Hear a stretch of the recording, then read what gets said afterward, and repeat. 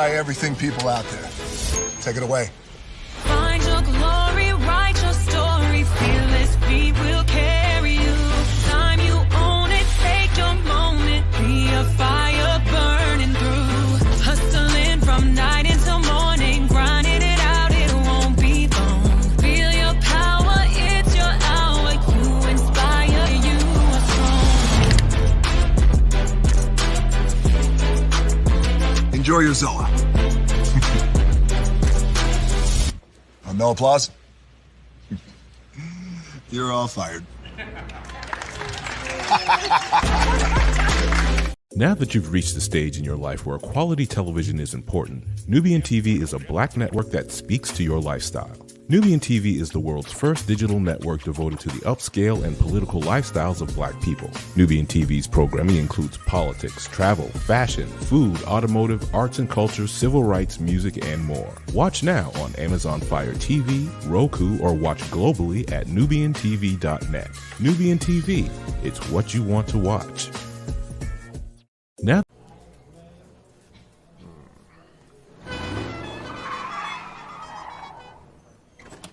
come with me if you want to live a more delicious life. Oh, maybe we should get in the van. In this world, we don't get to control much. The past, male pattern baldness. Leggies. Got one right now. The urge to pop that bubble wrap. But there is one thing we do get to choose every single day: what we eat. Welcome to the Sonic Department of Research and Deliciousment. We have everything you want, didn't know you wanted, and some things you didn't know were possible. Because we believe if you're not having fun, you're not living free. So come on, let's live a little. Hey, good morning, America.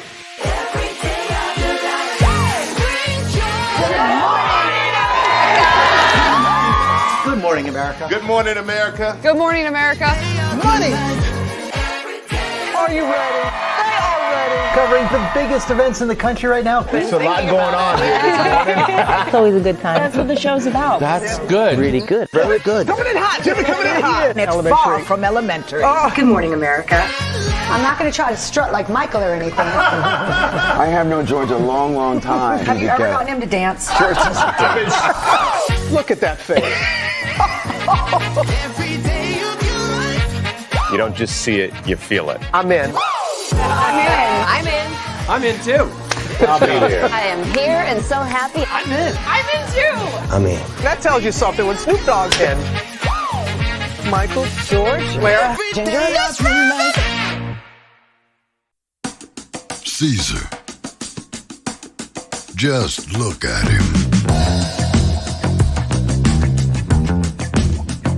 Politician.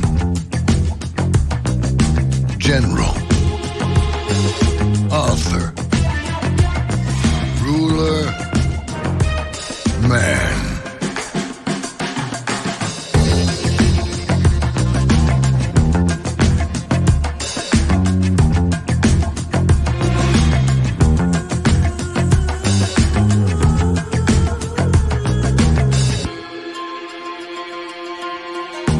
Legend has it, he's not only stared into the belly of the beast,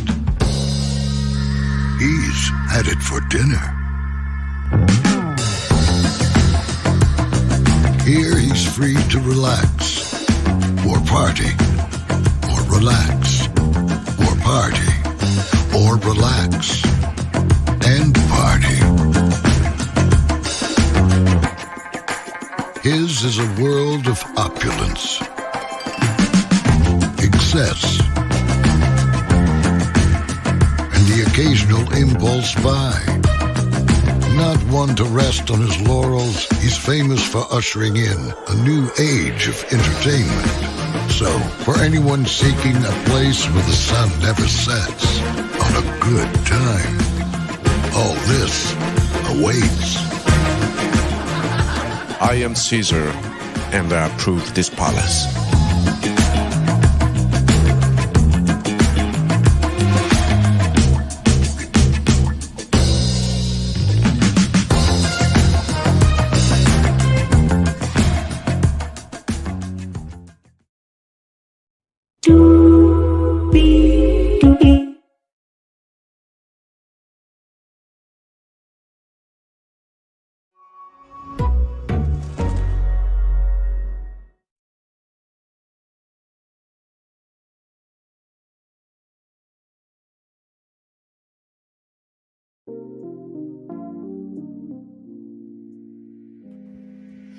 Well, hello to you, and you. Welcome in, Monica Bobbitt. Welcome in, Sanji. Good to see all of you. We are live on tour. I'm back on the laptop, and yes, indeed, I've been over with Melody Cherie, hanging out with her today. It was a little rough in the beginning because I didn't have my mod badge on, but yes, I am a mod on TikTok, y'all. Yes, it is official. So if you do good, you receive good. Amen. So we got a lot to discuss. We have 1, 2, 3, 4, 5, 6, 7, 8 destinations for you this evening. I'm going to get started with Kamala and Tim. I'm going to give you my perspective on their speech. And y'all, the energy in the room was quite palpable. Then we got Hulu. They are still in a struggle at Disney for Hulu. Broadcasting and cable and multi-channel news, I'll tell you about that. Some sad news happened to them. Mr. Worldwide, Mr. 305 Pitbull has made a huge purchase, and I think it's going to be good. Elon Musk is big mad, even though he did to himself. And then finally, Rachel Scott sadly is receiving threats right now, which is quite sad for just doing her job. Farmers are about to get taken care of by the government in a very, very big way. And then, y'all, literally, I was on live with Melody Cherie, and I saw the notification from Empress Radio. Shout out to Empress Radio that Nelly got arrested. Child, what is going on in the world today? We'll talk about that a whole lot more. Higher is waiting, lower is available, but either way, we are live on tour. Let me tell you now, this iconic intro here. You see the virtual tour background. Yes, you do. You hear the virtual tour music. Yes, you do. And then there is me. Hey, everybody. Welcome in. Glad to have all of you here, man. Feels so good to be on this. Not to say that I did, do what I did with the cell phone and my laptop being the second screen, but this, it's comforting. It's comforting. By the way, shout out to my mom. Love her very much, and my family, and my dad, my sister, and everybody. Y'all mean the world to me. I just wanted to say that real quick. All right, y'all. So we're gonna kick it off with Kamala and Tim. Y'all, I watched the speech, and let me tell you something. That team is running scared. 45's team is running scared. The energy and the commanding presence and the soul of the vice president was amazing. She talked about how women should not be told what to do based on what the government says, that free healthcare should be a right and not a privilege, that the middle class is the best class when that class is working, all of America's working. And she talked about Tim Waltz's story about how he was a coach and how there was a gay football player, and the football player wanted to make a gay straight alliance, and he became the faculty advisor. That he reached across the aisle in Minnesota to, have a livable wage, just so many accomplishments. And then Tim Waltz, his energy just seems like you can hang out with this brother any damn day of the week, whether it's at barbecue or whether it's at United Nations. The energy in the room was so palpable. And I absolutely loved it.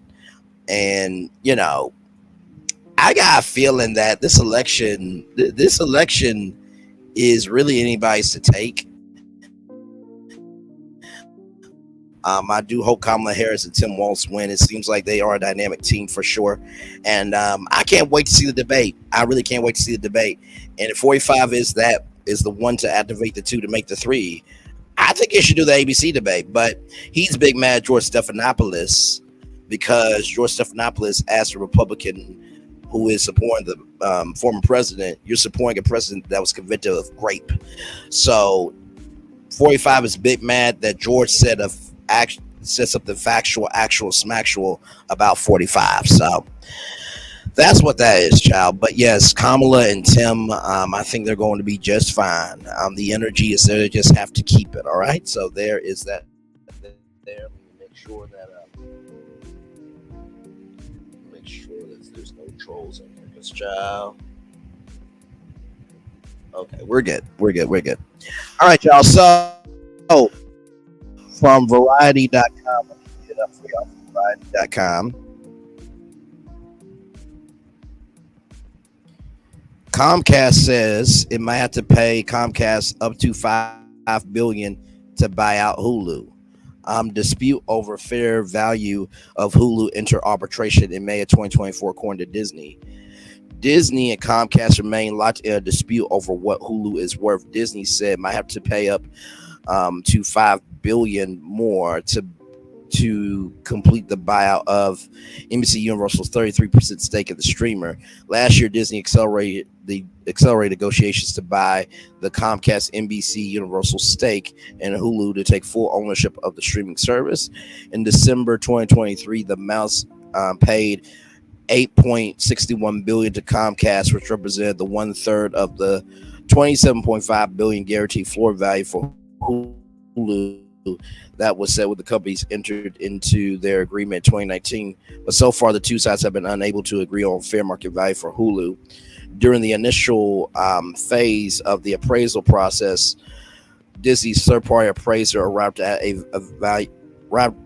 valuation that fell below the $27.5 billion guaranteed floor value, while NBC Universal's appraiser arrived at a validation substantially in excess of the guaranteed floor value, according to Disney's 10-Q filed with the Security Exchange Commission Wednesday for its third quarter of fiscal 2024. In May of 2024, Disney and NBC Universal entered into a confidential arbitration to resolve the dispute of the appraisal process to determine the fair value of Hulu, in which the parties seek declaratory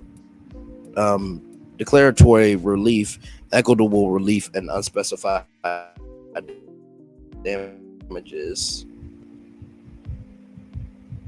Let's see. Congratulations. I'm multitasking, y'all, per usual.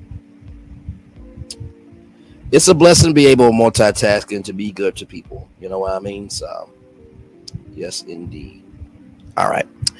Per the company's agreement, the two sides' evaluations were not within 10% of each other. The banks they enlisted for the transaction will pick a third firm to make another estimate, and Hulu's final valuation will be the average of the two figures that are closest to each other. According to the Disney filing, if NBC Universal's appraisal was deemed to be valid, a third appraisal equity fair value determination were consistent with the NBCU's appraiser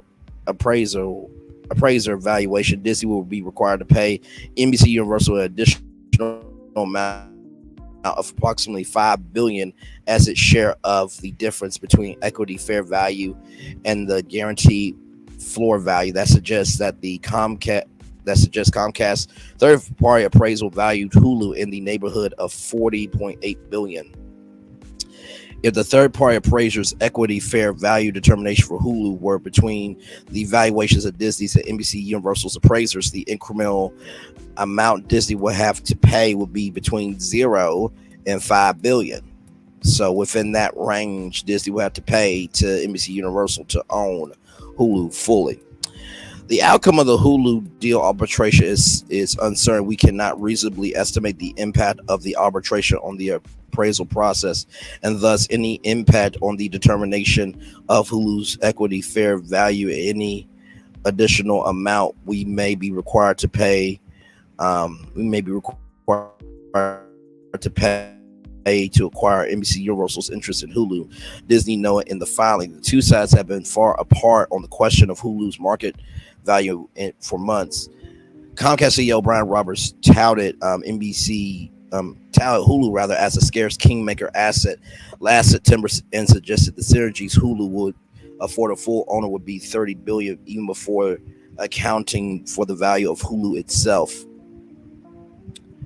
Under the previously set terms of the transaction, the Disney? That's a little odd.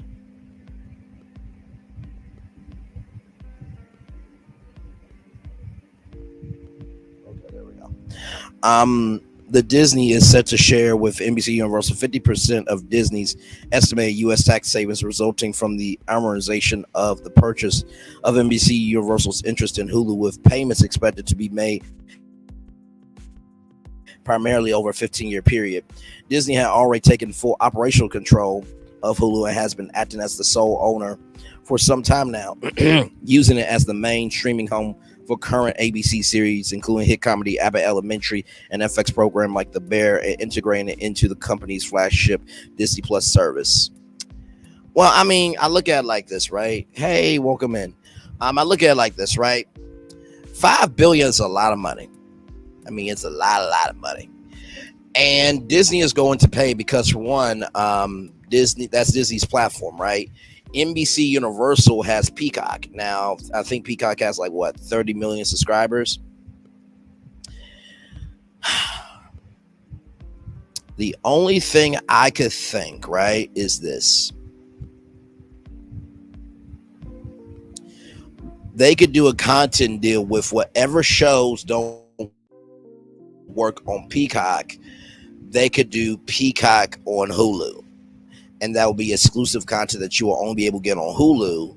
And then that's ad revenue. Now, that could be a possibility. I do not know. But I'm not surprised by this news. But I think that Disney will definitely pay it. Because Disney, when it comes to them being adult, they don't really do that often. They don't really do it well. So, oh, my Lord Jesus. Y'all look at this. Hang on. They're dancing live in Huntsville, Alabama right now. Getting down on it. Yes, indeed. Okay. All right. Now, listen. They're getting down with the get down. So that is that there. Some more news here from Variety. TV industry trade outlets, broadcasting and cable and multi-channel news are shutting down. Now, this genuinely broke my heart because, for those of you who don't know, broadcasting and cable and multi-channel news are industry magazines that you find out all the new shows, you find out who's rising, who's falling, and technology. It really was a broadcaster's magazine. So the fact that that's not happening is quite sad. But the future company will retain the Broadcasting Cable Hall of Fame. Of course it will. Broadcasting Cable Multi-Channel News, two longtime industry publications covering the TV business, are getting shuttered. The current owner of the publication's UK-based media company, Future PLC, announced the move in an article posted on Tuesday on Next TV, the umbrella brand that encompassed both broadcasting, cable, and multi-channel news. As a part of Future's plans, it will cease the publication of the print magazine and daily newsletters of broadcasting, cable, multi-channel news at Next TV from September 30th, 2024. The company said a representative for Future PLC declined to say how many staffers will be laid off. On October 1st, Future said it will introduce a new Smart Brief newsletter on media and entertainment and a reformatted Next TV website. Future says it is retaining the 33-year-old Broadcasting and Cable Hall of Fame event. The company named industry veteran Charlie Weiss to the 2025 event chairman role, while the current chairman, Bill McGordy, will partner with Weiss as a chairman emeritus next year. This year's event is scheduled to take place September 26th. The Broadcasting and Cable Hall of Fame honors the trailblazers and visionaries who have made significant impacts in the broadcasting cable sectors, the company said.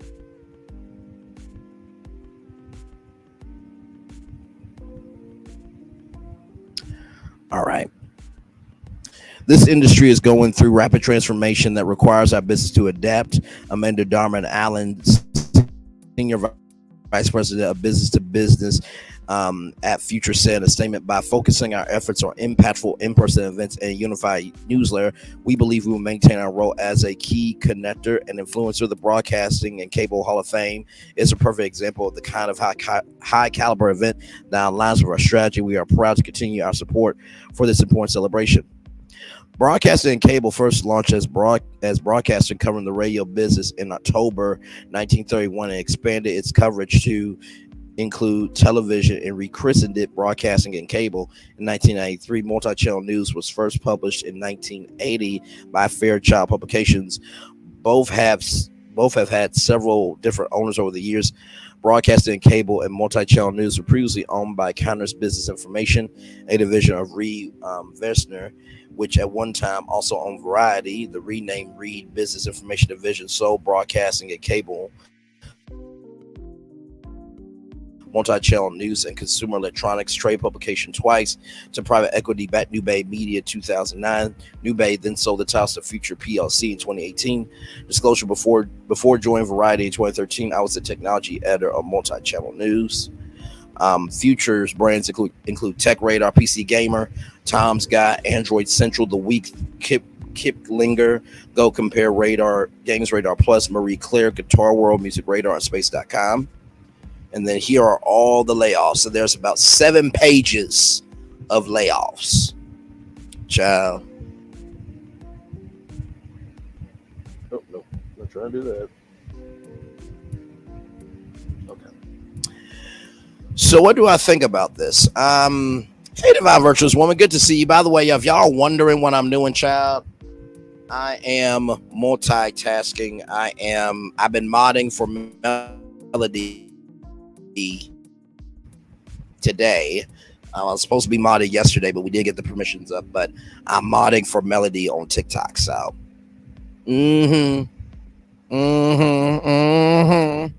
If you do good, you receive good all the time. But what do I think of this? I think that this is a sad day. I think that the magazines, broadcasting, cable, multi-channel news still need to matter. I do think that the magazines can come back anytime that magazine shutters. It always can get a new owner. If I'm thinking about it from a logistical point of view, I think that broadcasting and cable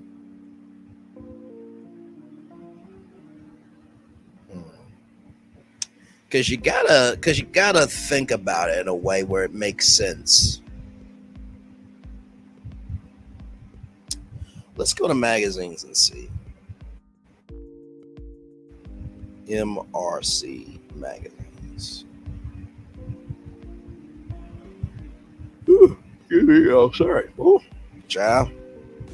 You know how tired I am. Have you ever just been at the house all day? You just was. Because that's where I'm at right now. Like, y'all, I was not out sleep. Sleepy.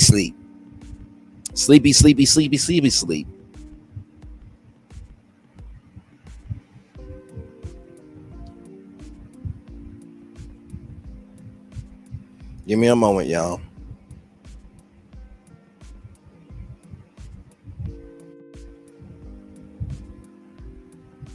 Okay, so here is Billboard right here. So this is owned by the Penske Media Corporation here.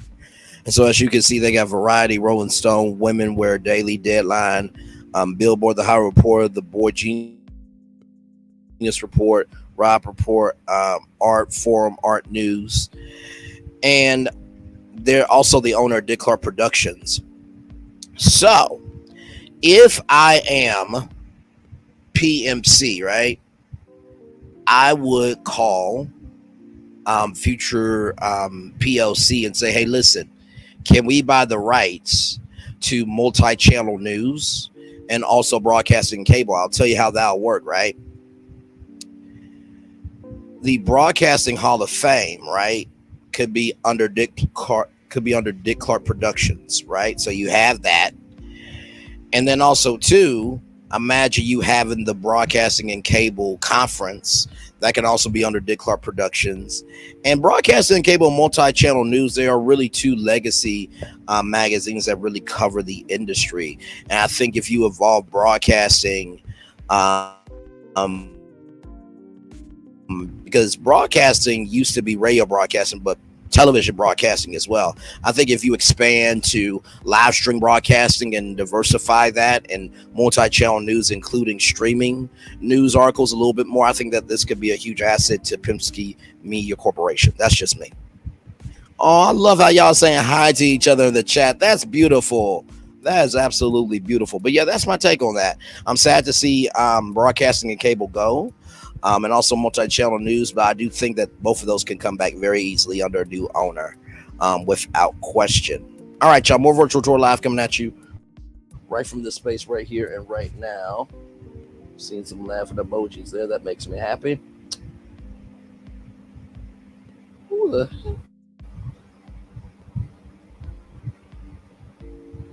Sorry, I just got a message.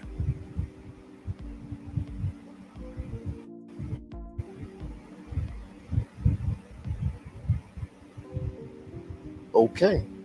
All right. So here it is here, y'all, from Variety.com. Pitbull buys naming rights to Florida International Stadium for $1.2 million. Pitbull and FIU announced Pitbull Stadium will be the new name for the Miami-based university's football stadium.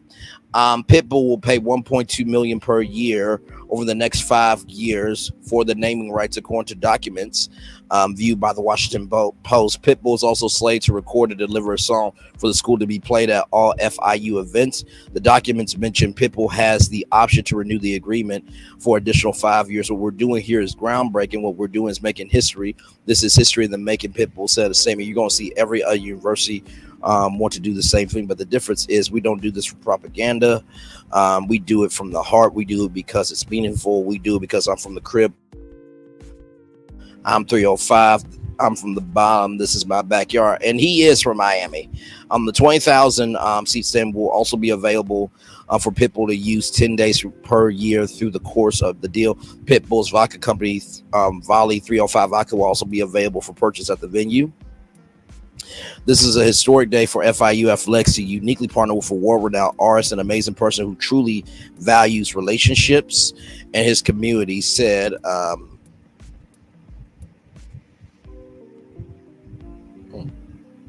Sorry, let me get back on TikTok here just to make sure. Yep, okay, we are good. Okay. And his community said FIU Director of Athletics Scott Carr, Armando's financial support is programming changing, but providing him a microphone to amplify FIU will be even more beneficial to growing our brand. I could not be more excited about our partnership, as this will take us to another level. Now we can officially say pause up. Dale. That is awesome. Congratulations. So let's look at Pitbull Stadium here and see what it looks like.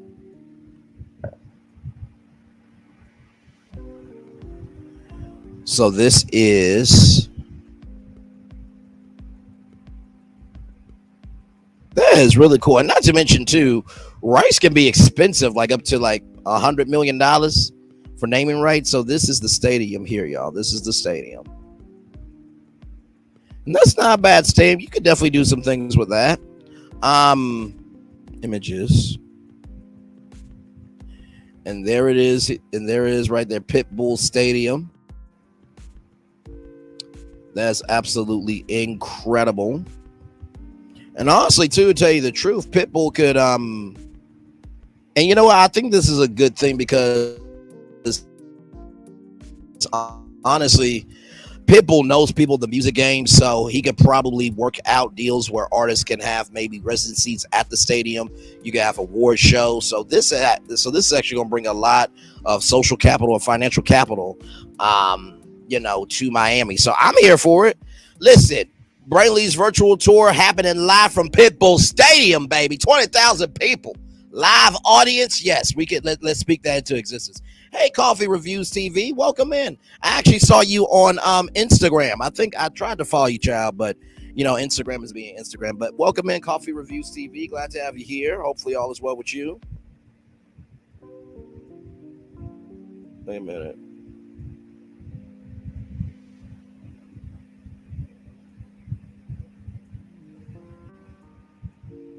Hang on, y'all. Hang on.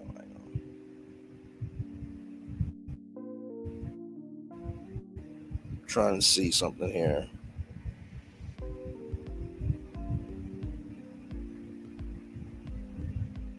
Okay, so it looks like she's not being too mean. Okay.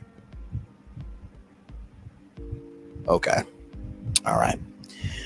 So let's see. Divine Virtuous Woman says should be fire, fits the atmosphere here in Florida. Let me see if we can get Mr. Worldwide, Mr. 305, Mr. Dale himself to speak on it here.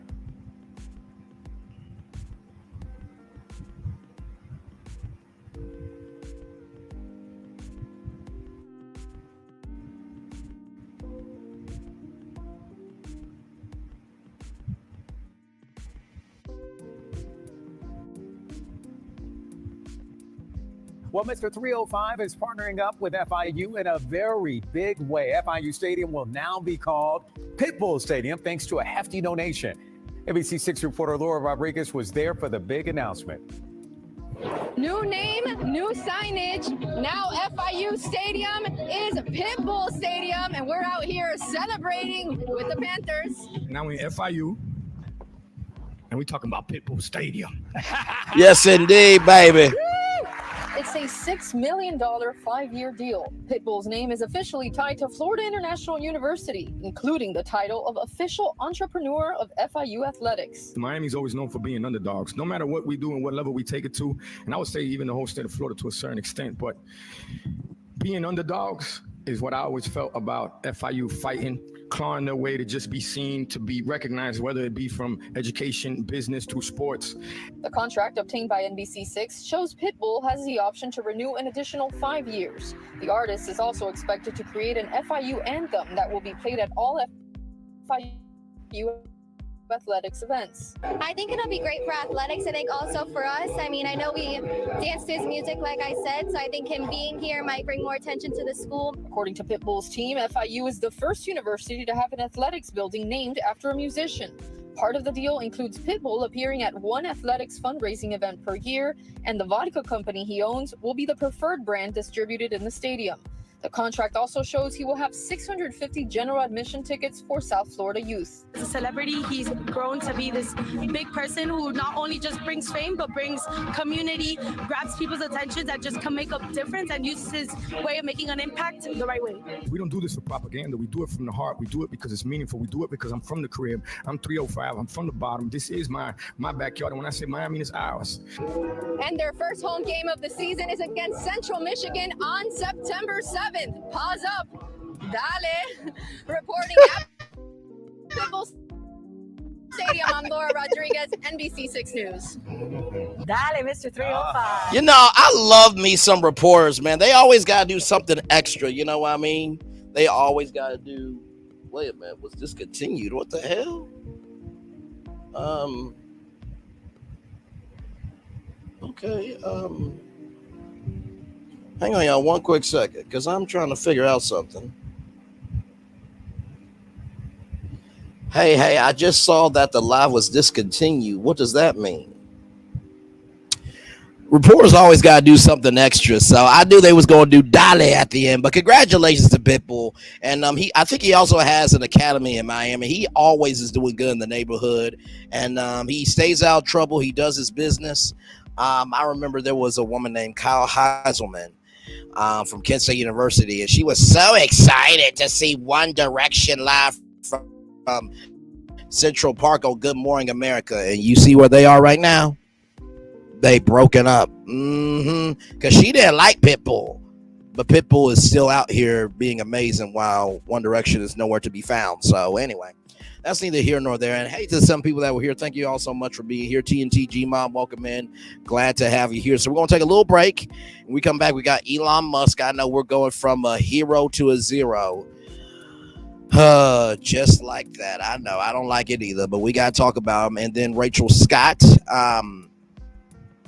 I'm so pissed off at people. Like, do y'all not like journalism or no? Not y'all, but wait till y'all hear what is happening to Rachel Scott.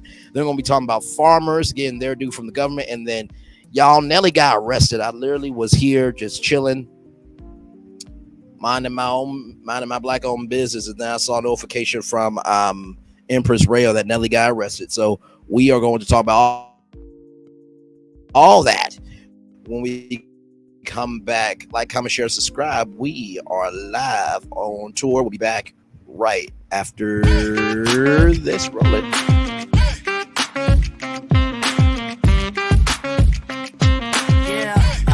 Yeah, we hustle all day. Yeah, we're working, let me play.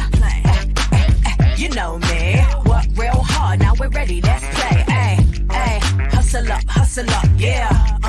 Ready, set, let's go, yeah. Hustle up, yeah. Ready, set, let's go. Turn it up, turn it up, turn it up, turn it up a little louder. Again.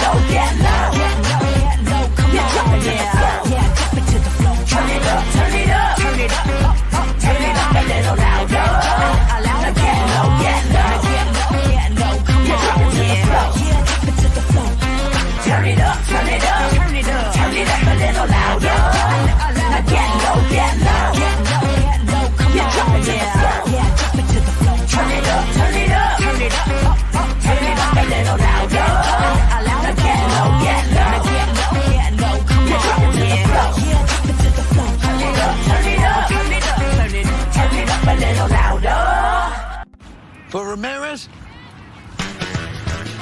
Wingstop's triple meal deal. 6 classics, 6 boneless, and 2 tenders with 2 dips and a large fry for just $17.99. Get yours delivered today at Wingstop, where flavor gets its wings. For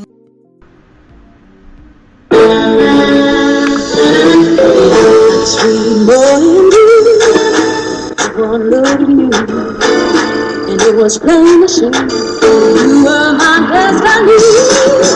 God, you have found. I come from nothing. Our son is your son. Welcome to the celebration.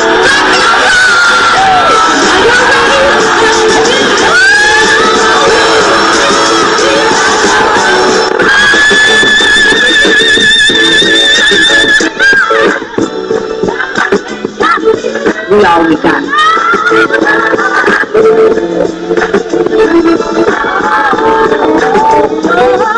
I'll do that.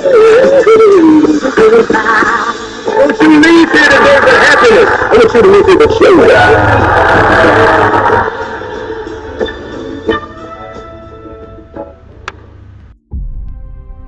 Open your eyes.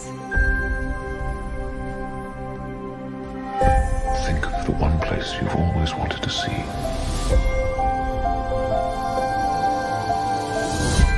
This is where our magic comes from.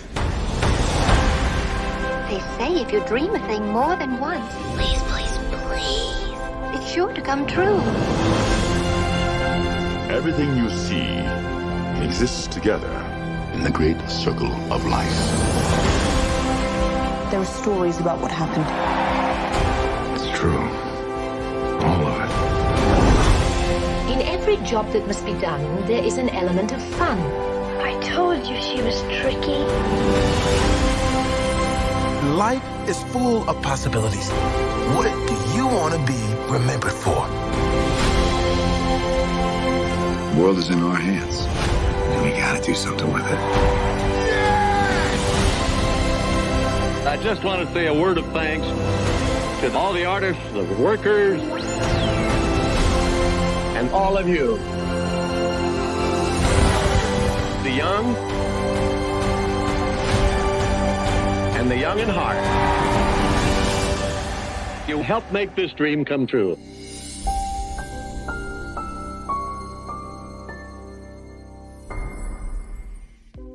Welcome to the scene, it's 3 with the T and we keeping it clean. Sipping hot, pinky out, you know what I mean? Sassy P dropping bombs, get ready to scream. Little Paulette, she in between like the middle sister or the referee. Last but not least, we got Braylon Lee, he in the mix, taking us on a virtual spree. Love, laugh, talk, it's a whole new reality. Get ready for the vibes, cause this party's a masterpiece. That's right, it's 3 with the T. 3 with the T. And if you wanna be world, no, no, no, no. And if you wanna be world, no, no, no. And if you wanna be world, like a middle sister. And if you wanna be world, no, no.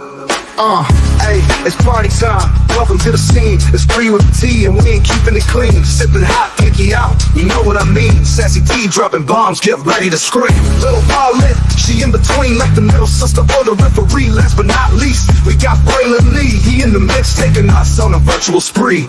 Love, laugh, talk, it's a whole new reality. Get ready for the vibes, cause this party's a masterpiece. That's right, it's 3 with the T.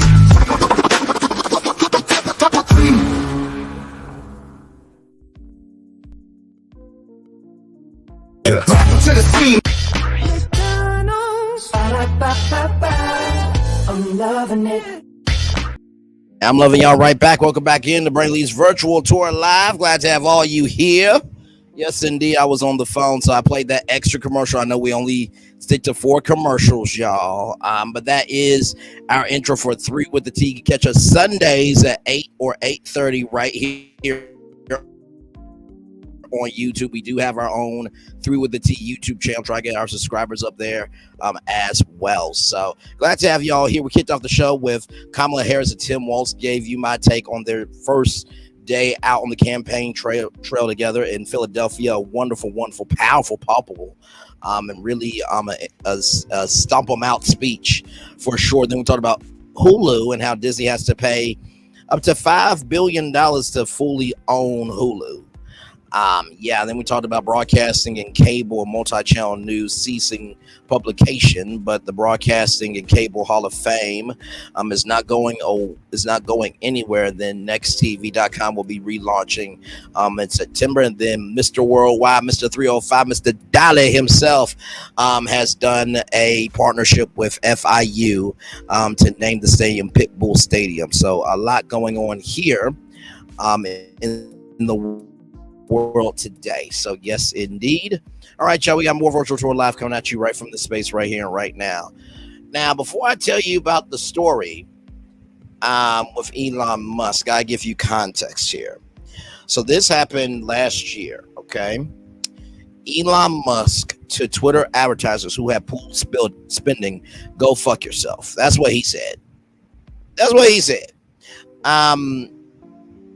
A visibly irate Elon Musk, when is he not visibly irate, said advertisers who pulled spending from Twitter following his post that endorsed an anti-Semitic conspiracy theory were trying to blackmail the company and threaten to drive it into bankruptcy. Well, I mean, he's already doing that to himself. I mean, he got rid of his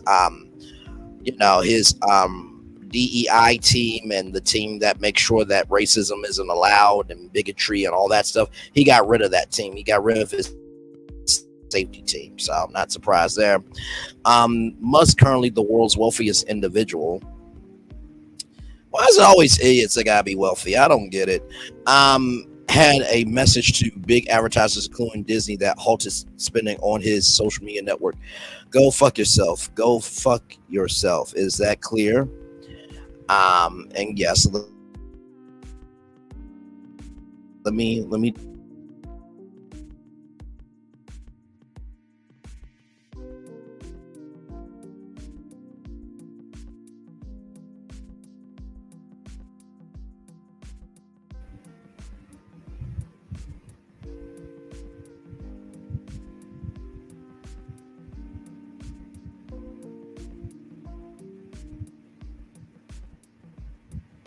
hang on, y'all.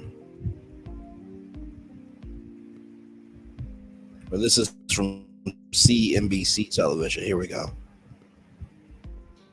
What was that trip like? And obviously, you know that there's a public perception that, and you're clarifying this now, but there's a public perception that that was part of. So this was at the New York Times Deal Book Summit. So there are different conferences that business owners go to talk about business of different industries and networking and panels and things of that energy. So that's where he was with the New York Times. Apology tour, if you will. That this had been said online. There was all of the criticism. There was advertisers leaving. We talked to Bob Iger today. I hope they stop. You hope? Don't advertise. You don't want them to advertise? No. What do you mean? If somebody's going to try to blackmail me with advertising, blackmail me with money, go yourself.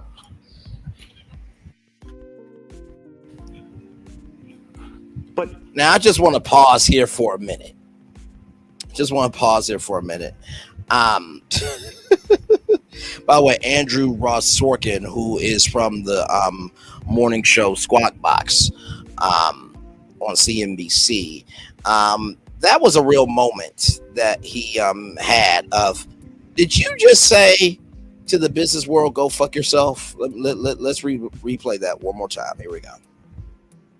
Leaving, we talked to Bob Iger today. I hope they stop. You hope? Don't advertise.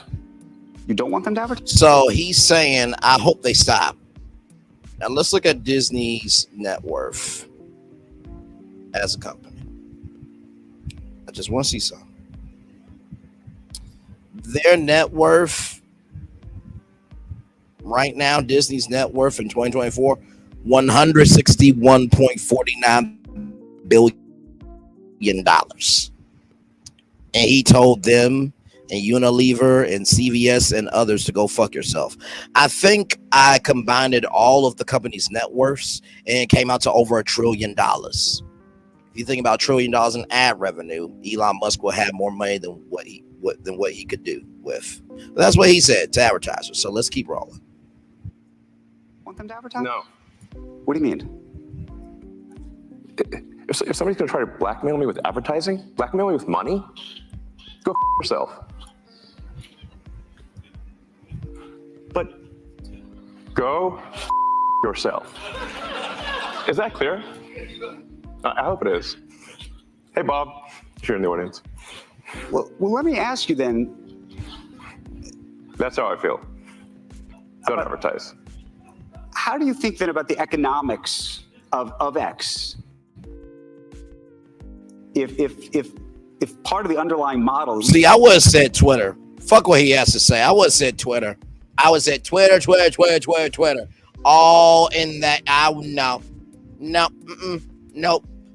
Because see, what Elon Musk doesn't realize is Twitter has more social capital in social media than X. No one says X in conversation, in person, or virtual. Because everybody still says tweeted. Everyone says, I sent a tweet still. You dumb fuck. Let's roll on. Model, at least today, and maybe it needs to shift. Maybe the answer is it needs to shift away from advertising. Hey, Lynette Stiller. If you believe that this is the one part of your business where you will be beholden to those who have this view, what do you do? Why?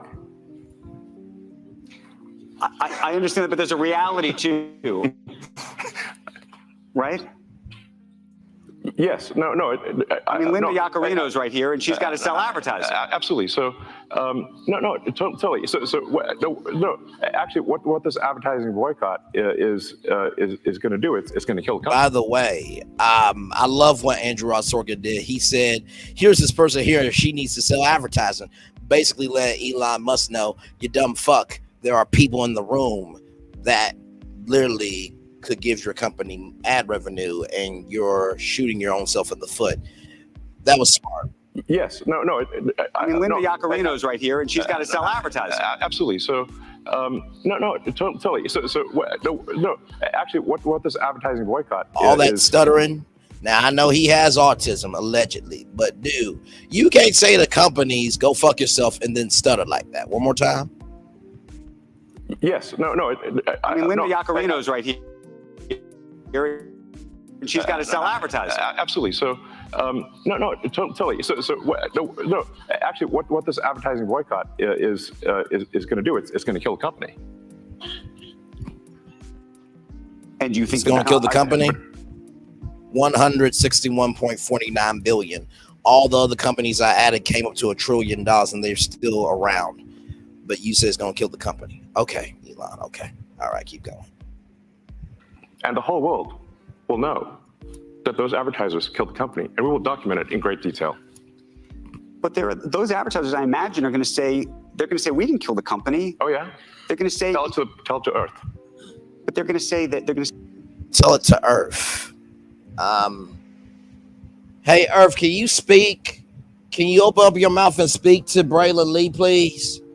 No, I don't think the Earth can speak. No, I mean, I know there's the animated globe of the Earth on Earth Day where it speaks like, don't, destroy me with pollution.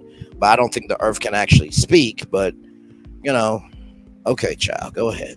They're going to say, Elon, that you killed the company because you said these things and that they were inappropriate things and that they didn't feel comfortable on the platform, right? That's what they're going to say. And let's see how Earth responds to that. This goes back to... We'll both make our cases. Right. And we'll see what the outcome is. What are the economics of that for you? I mean, you have enormous resources, so you can actually keep this company going for a very long time. Would you keep it going for a long time if there was no advertising? I mean, if the company fails because of an advertiser boycott, it will fail because of an advertiser boycott. And that will be what bankrupted the company, and that's what everybody on Earth will know. What do you think then of the... this goes back to the idea of trust, though. Then it'll be gone. And it'll be gone because of an advertiser boycott. But you recognize that some of those people are going to say that they didn't feel comfortable on the platform. And I just wonder and ask you and think about that for a second. Tell it to the judge. But the judge is going to be... The judge is the public.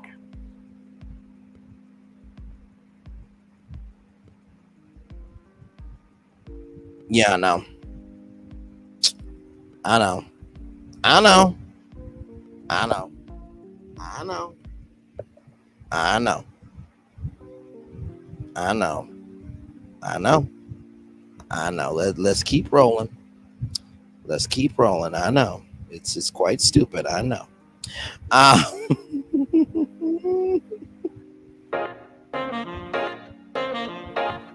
Hang on, y'all. Oh, hang on. Oh, there we go. Okay, back on this. So right here,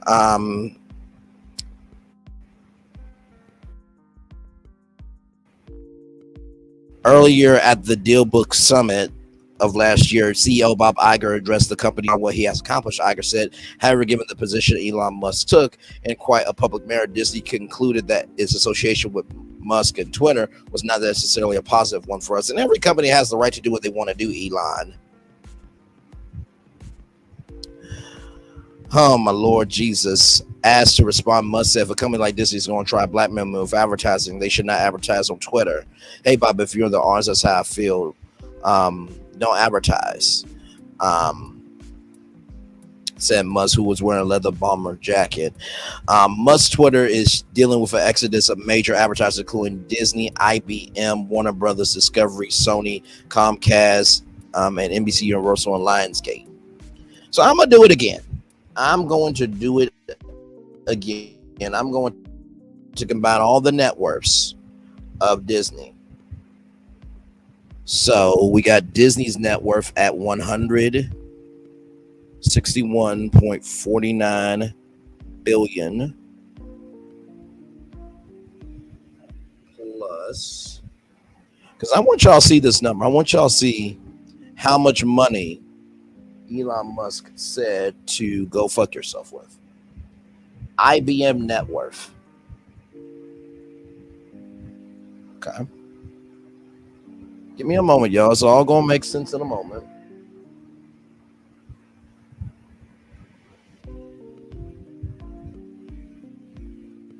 ILLION plus Warner Brothers Discovery net worth. Okay. Plus 18.55 billion. Plus, I'm not done yet, y'all. I'm still going. Sony's net worth. 102.51 billion. 102.51 billion plus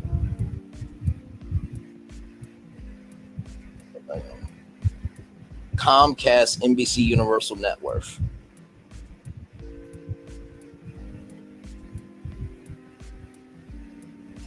Okay, hang on. So it looks like, okay, let me add that in. Y'all going to be shocked. 72 billion.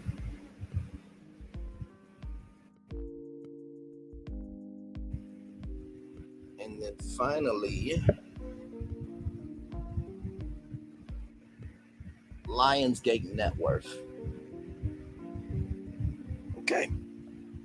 All right, are y'all ready for this? So this is all of the companies' combined net worth. So we got Disney, IBM, Warner Bros. Discovery, Sony, Comcast, NBC Universal, and Lionsgate. Okay, so this is all of their net worth here.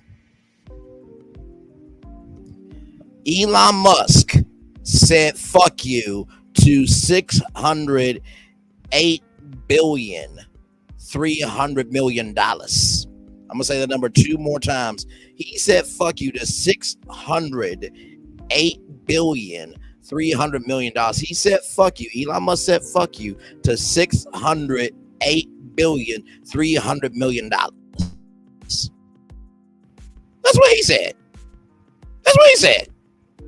Now, if you had $608 billion, $300 million in your bank account, would you be watching me on YouTube right now? Go ahead and answer. I'll wait.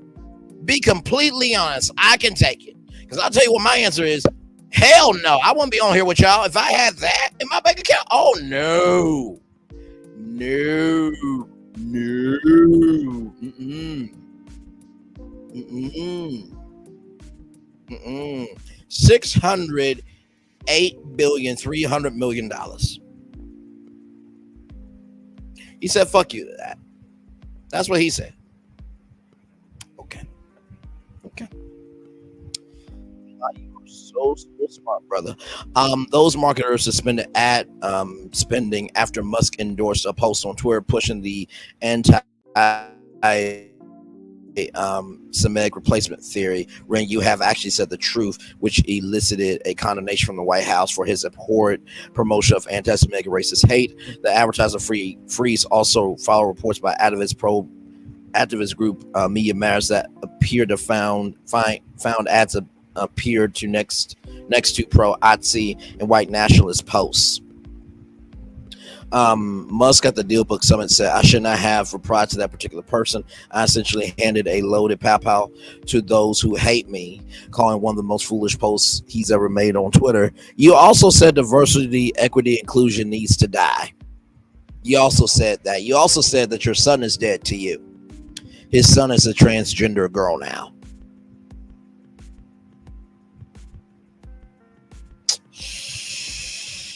Yeah, you are really a smart man, brother. You are really, really a smart man. So, with that being said, let's get to this story. You did say fuck you, Elon. You did say that to the advertisers. Yes, you did. Elon Musk Twitter sues advertisers accused of illegal boycott. Now it's war. Elon Musk once told advertisers, including Disney, to pull their ad dollars from Twitter to go fuck yourself. Now Musk Twitter has filed an antitrust lawsuit against Trade Group and several advertisers, alleging they conspired to withhold billions of dollars in ad spending over concerns that Twitter would deviate from certain brand safety standards for advertising.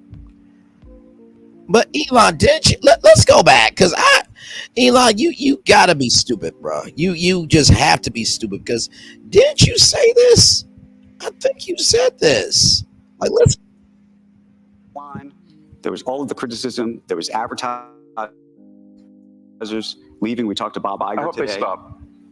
You hope? Don't advertise. You don't want them to advertise? No. What do you mean? If somebody's going to try to blackmail me with advertising, blackmail me with money, go yourself. That's what he said. But go yourself. Is that clear? I hope it is. Hey, Bob, if you're in the audience. That's what you said. So they said, cool, fuck you too. That's what they did, Elon. You can't get mad at this one, bro. Twitter's attorneys filed the lawsuit in the U.S. District Court for the Northern District of Texas. A copy of the lawsuit is available at this link via the New York Times. We tried peace for 2 years now. It's where Musk posted on Twitter about the lawsuit. Musk quoted a post by Twitter CEO Linda Yaccarino, titled "Open Letter to Advertisers," which said in part, to put it simply, people are hurt when the marketplace of ideas are undermined. Some viewpoints are not funded over others as a part of a legal boycott. Linda, did you not see your dumbass of head of the seat? Well, I mean, you're the CEO, but he's the founder and chairman, right? This is what the founder and chairman of the company that you're the CEO said to advertisers. I'm gonna need y'all to be better. If somebody's going to try to blackmail me with advertising, blackmail me with money, go yourself. But go yourself. Is that clear? I hope it is. Hey, Bob, if you're in the audience.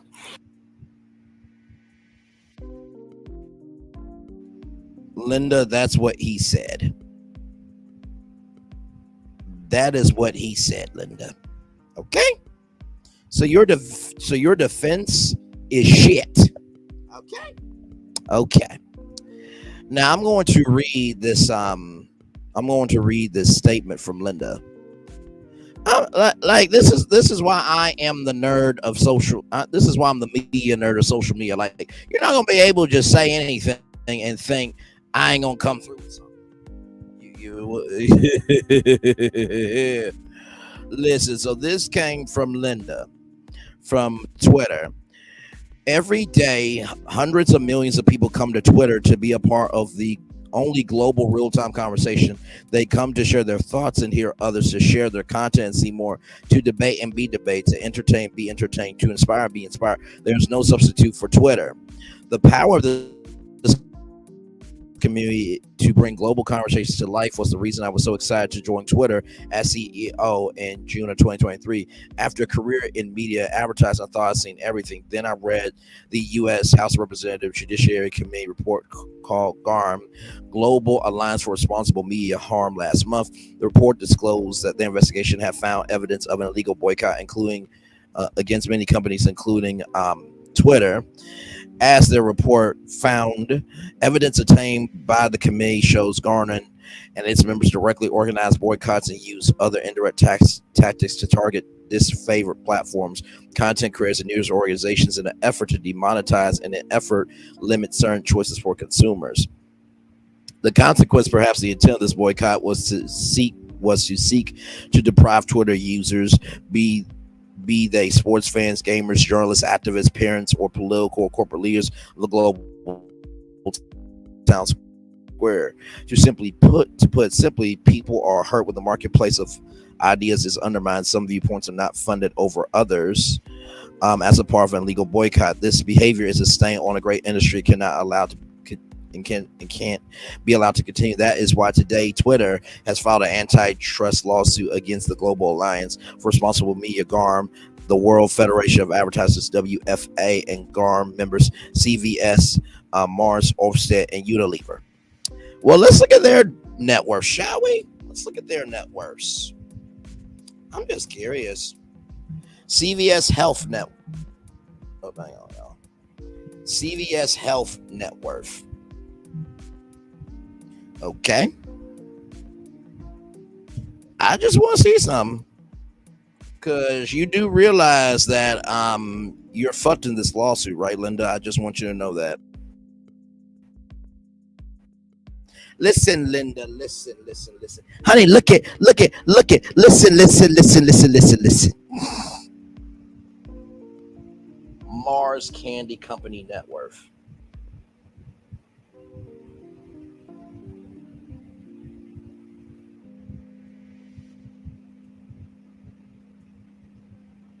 Okay, so let's look at that. 117 billion. Now this one company I never heard of, so I gotta type their name in. ORSTED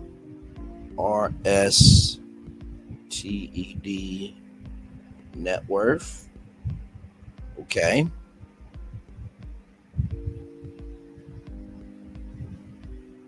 Hang on, y'all. 25.78 billion.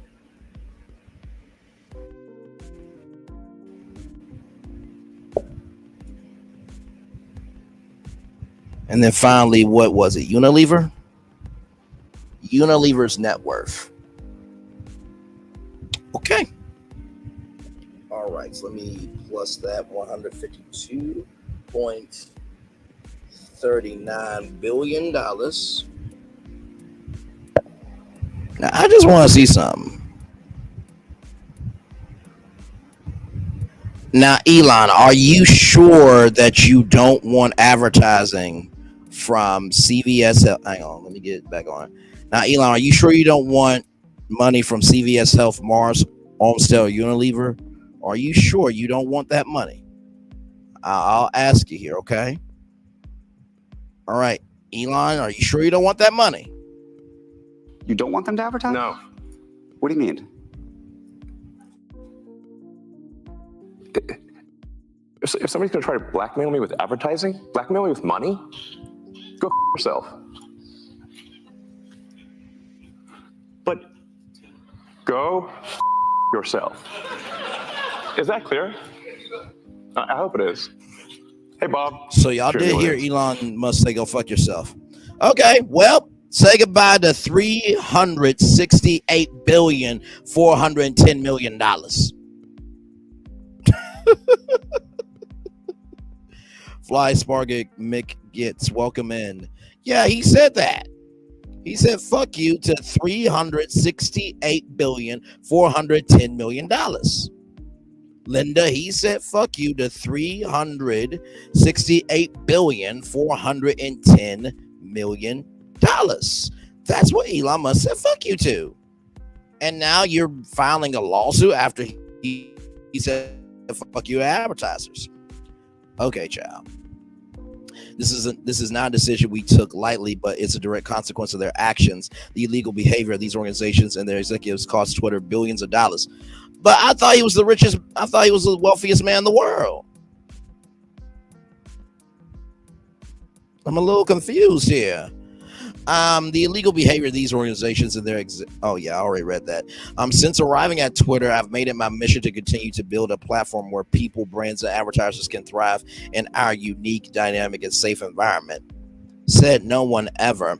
And because of this commitment to our users, even despite the boycott, usage has reached all-time highs using a Twitter legacy metric. Wait a minute, Linda.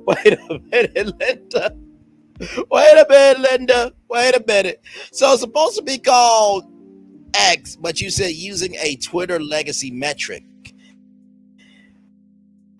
which means Twitter has a legacy and X doesn't have a legacy. Shocking. Using a Twitter legacy metric, user active minutes in August of 2022, people spent 7.2 billion active minutes on the platform. Today, that number is more than 9 billion, a 25% increase. The same is true for video. Even compared to last year, daily video views are up 45% to 8.2 billion. Twitter is innovating and growing. Once again, said no one ever. Versus is coming to Twitter. Sure, if Twitter had Disney and Unilever, I mean, think about it. Unilever is the owner of Ben & Jerry's. Imagine an exclusive ice cream flavor for Versus. That would have been great to showcase on Twitter, but because Elon Musk said, go fuck yourself to the advertisers, he can't do any collaborations with them, which would bring Versus more money.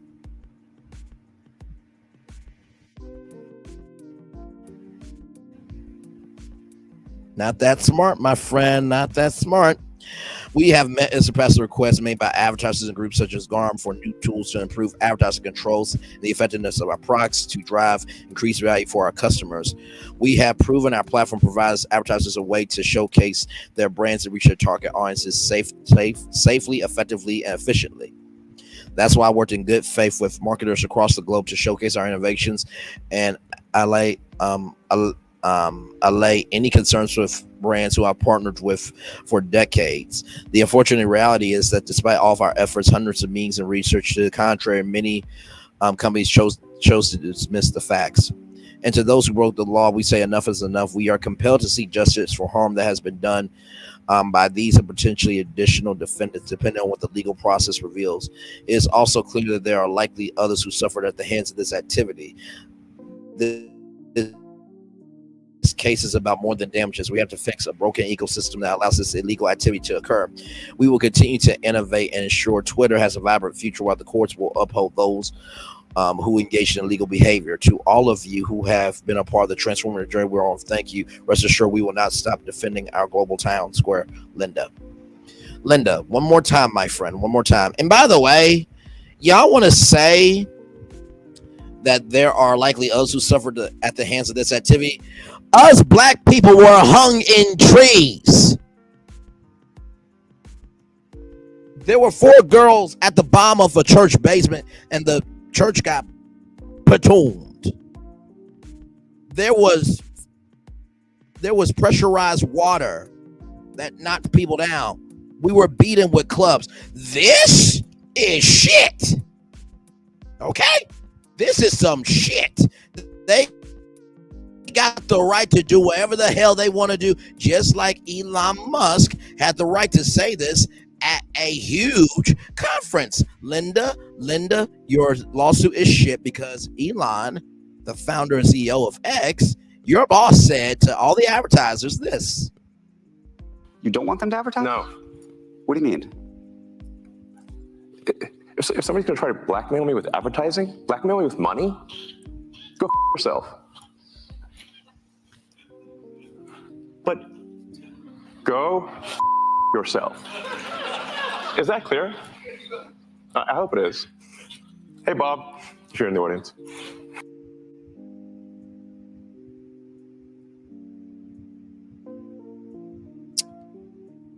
I don't know what you want me to. What else that needs to be said? I don't know.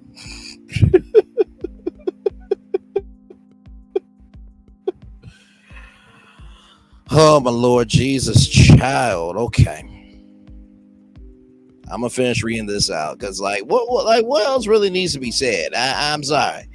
The legal action will certainly do nothing to persuade advertisers who are buying ads on Twitter to suddenly do so. Twitter's lawsuit seeks unspecified monetary damages and injunction relief under the antitrust laws in the United States. According to the lawsuit, an initiative from industry trade group World Federation of Advertisers called Global Alliance for Responsible Media, or GARM, represent a conspiracy joined by dozens of advertisers to collectively withhold billions of dollars in advertising revenue from Twitter. U.S. advertising revenue on Twitter in 2023 plummeted to 52% to $1.13 billion, according to estimates from market researcher eMarketer, which forecasted the company's 2024 ad sales to decline slightly to $1.10 billion. It's still $1 billion. I don't know what's the problem. I mean, the fact that you can walk around and say all this and still have a company making billions of dollars, you really ain't hurting for nothing. Oh my Lord. According to Twitter's suit, a condition of Garmin membership, Garmin members agreed to adopt, implement, and enforce Garmin brand safety standards, including by withholding advertising from social media platforms deemed by Garmin to be non-compliant with the brand safety standards. On the website, the World Federation of Advertisers said the GARM framework is broad, apolitical, and allows individual members to determine which content is suitable for their own advertising support. GARM does not look at harmful content or content risk through a political lens, nor does it advocate doing so. Suggestions that GARM practices may impinge on free speech or deliberate misrepresentation of GARM's work. GARM is not a watchdog or a lobby. GARM does not participate in or advocate for any boycotts of any kind. The trade group says it established GARM in 2019 to help the industry address the challenge of illegal, harmful content on digital media platforms and its monetization versus advertising. Oh my Lord. So a spokesperson for the WFA declined to comment. Reps for Unilever, Mars Inc., CVS, and Orsted did not immediately respond for comment.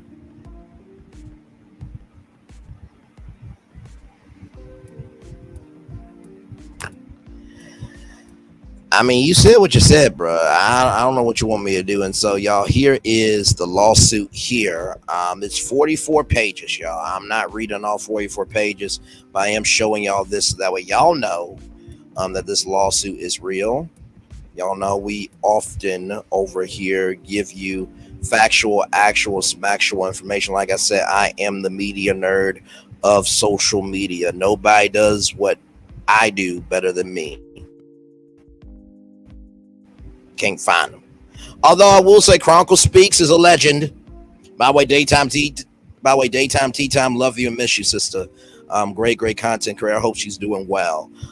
Kim Pyre, DJ Richard Scott. There are great people on the platform, but in terms of media, for media's sake, ain't nobody doing it like me. Best believe that.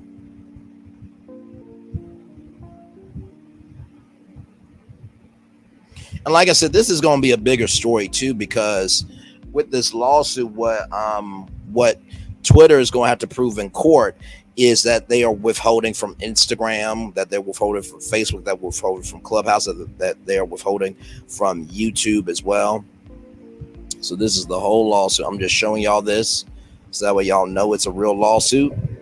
So what I will do is I will drop this link.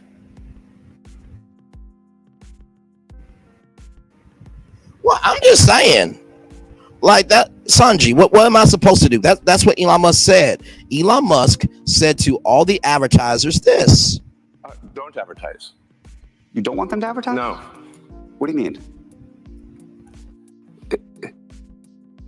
If somebody's going to try to blackmail me with advertising, blackmail me with money, go yourself. But go yourself. Is that clear? I hope it is. Hey, Bob, if you're in the audience.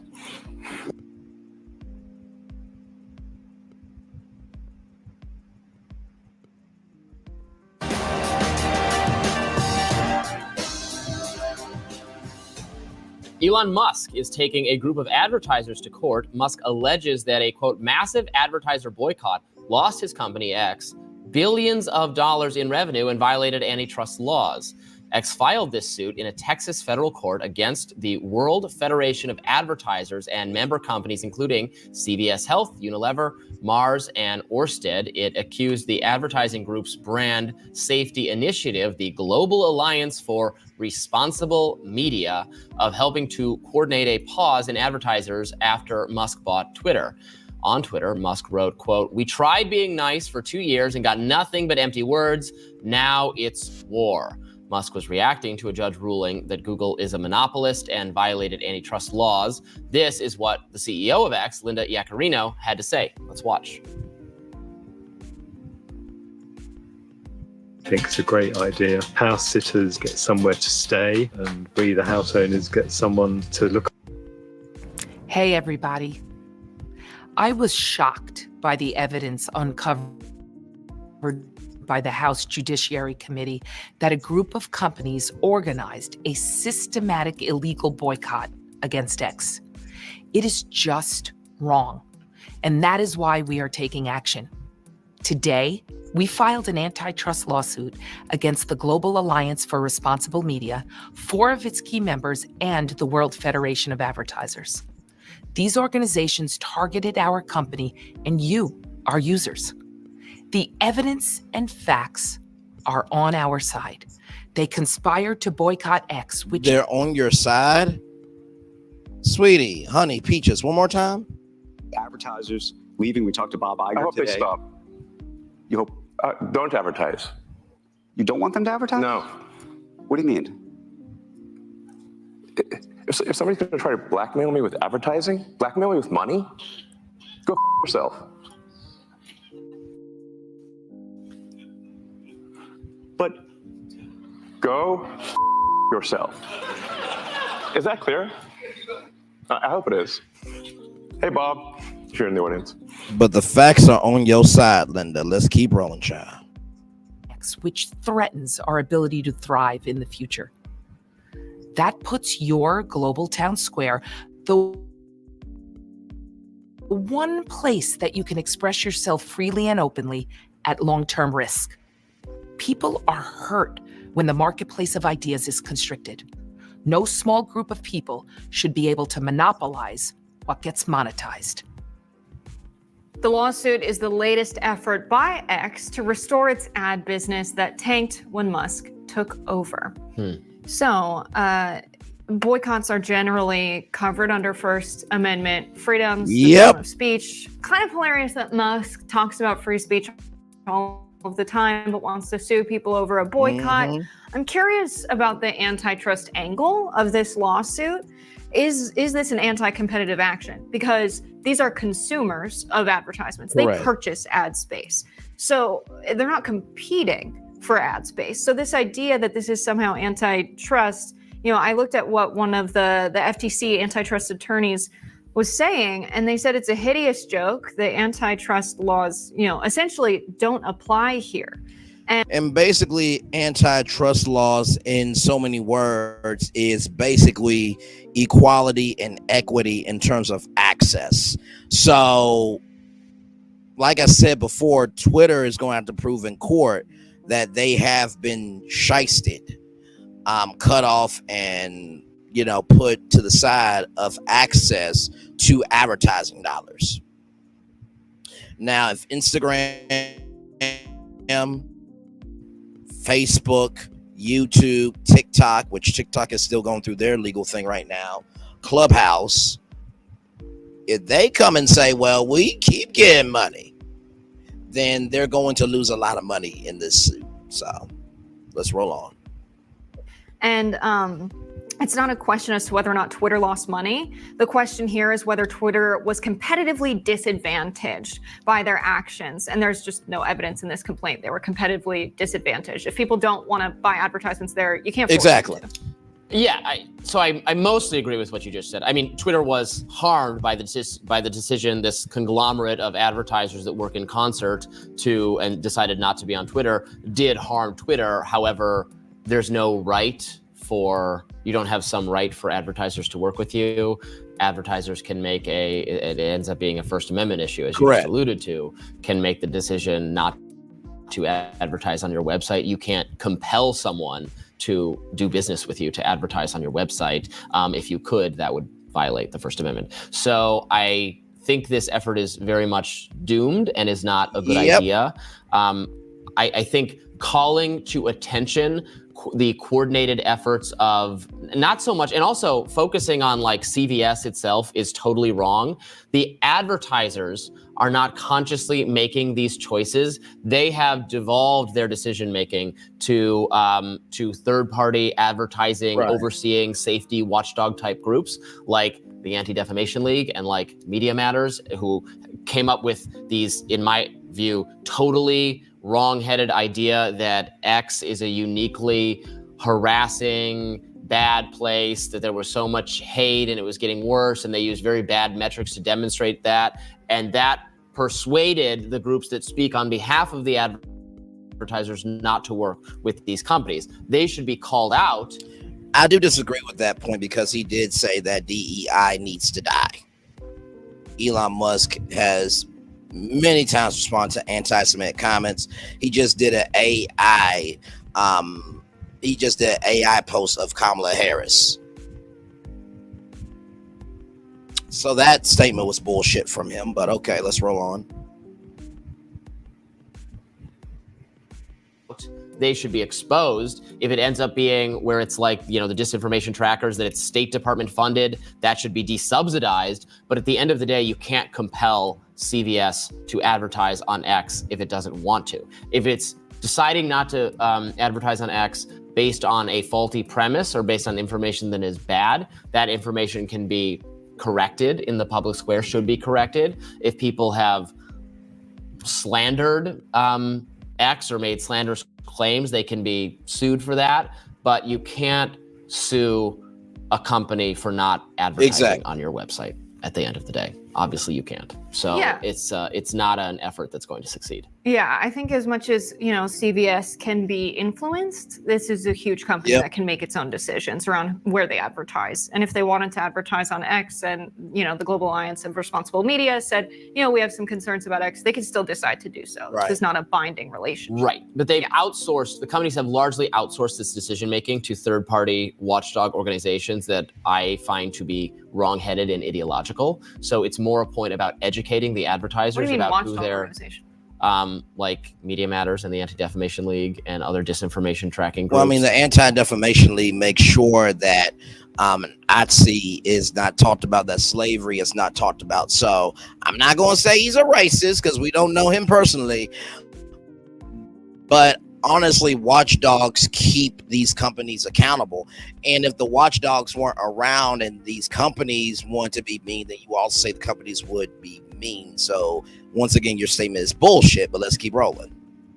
Groups and this conglomerate, this Brussels-based organization that it's a board representing them that gets together and says, oh, we decided it's unsafe to be on Twitter. And I'm saying, well, what is that? What is your information? Where are you getting that information? How are you quantifying unsafe? And that's where I think a lot of the assumptions were faulty. Again, that's not so much on the advertisers. I think with better information, they would not necessarily choose not to advertise on X. But whether they choose to or not is not a legal matter, is not a point on which they can be sued, obviously. Right. Yeah. Companies in the past have been hurt by advertising on websites that are allowing misinformation to run rampant. So yeah, if there's a company that's tracking where there's a lot of misinformation and they're saying, hey guys, if you don't want your ad to run on a video that might be about whether or not, the shooting in Sandy Hook was real and it's an Alex Jones video. A lot of people say, why is this company advertising on the video? and it can hurt the company. But- So it's a business decision at the end of the But day. a lot of that kind of tracking, that's the exact kind of tracking I'm getting at, because some of that is misguided. For instance,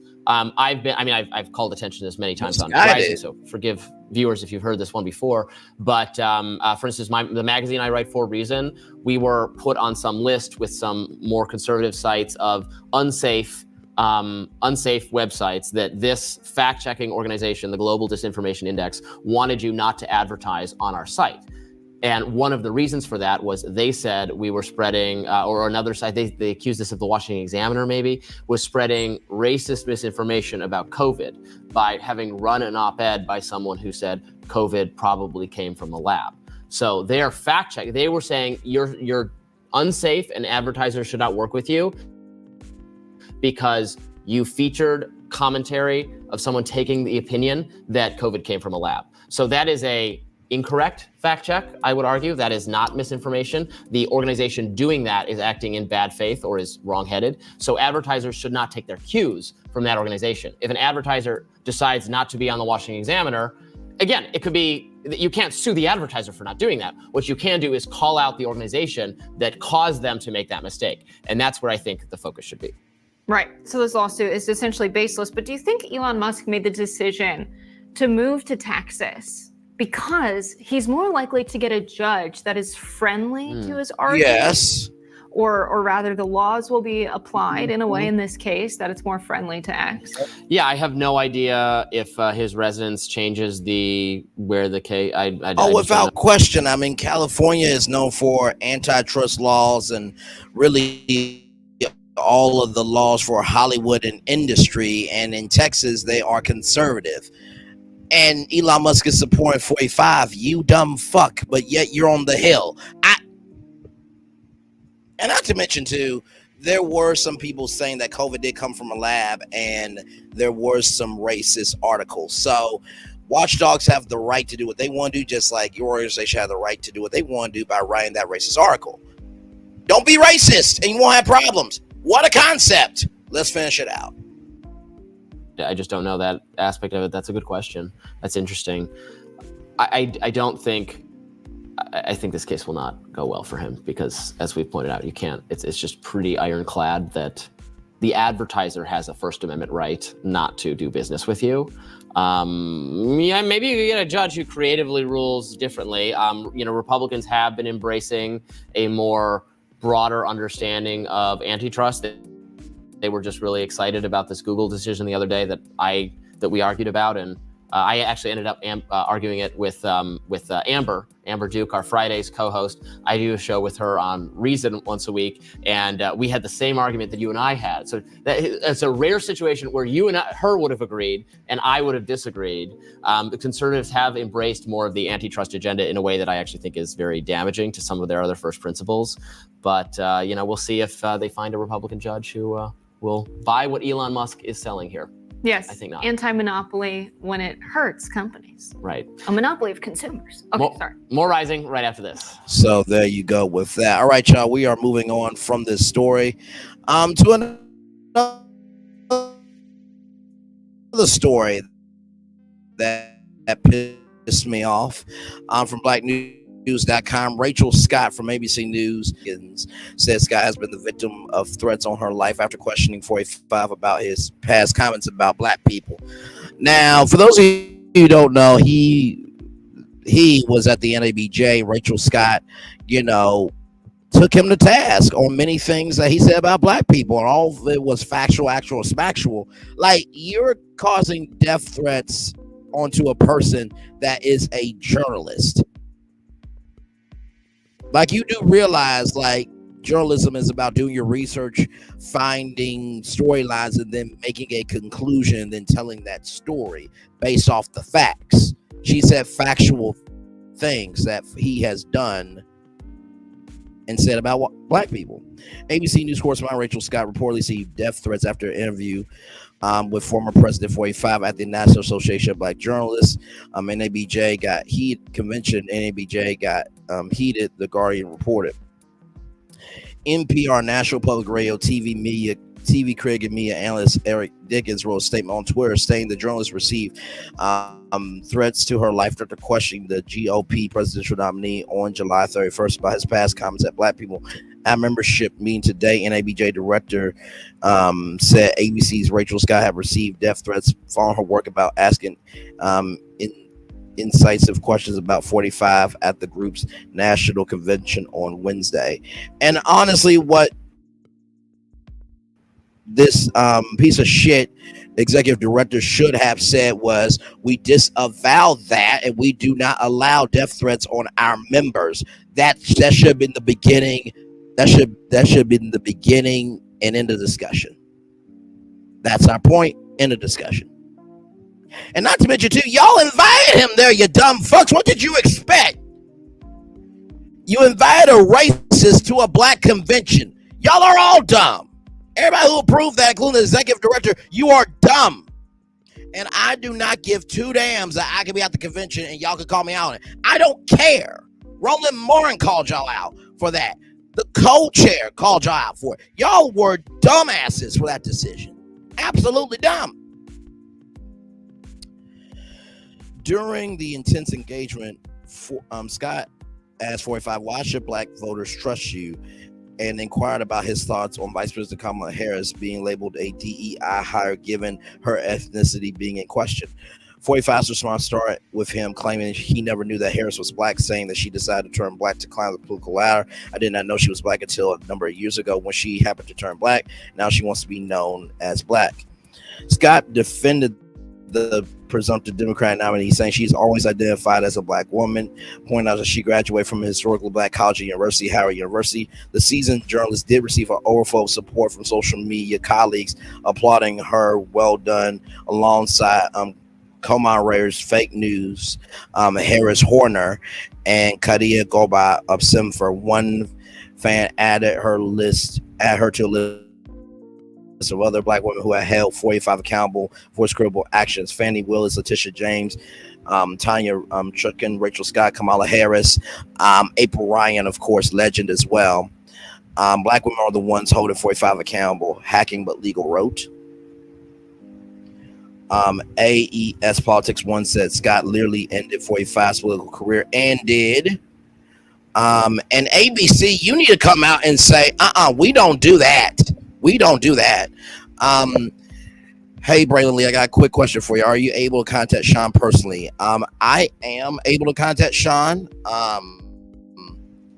If it's about order, you can just go through the TikTok shop.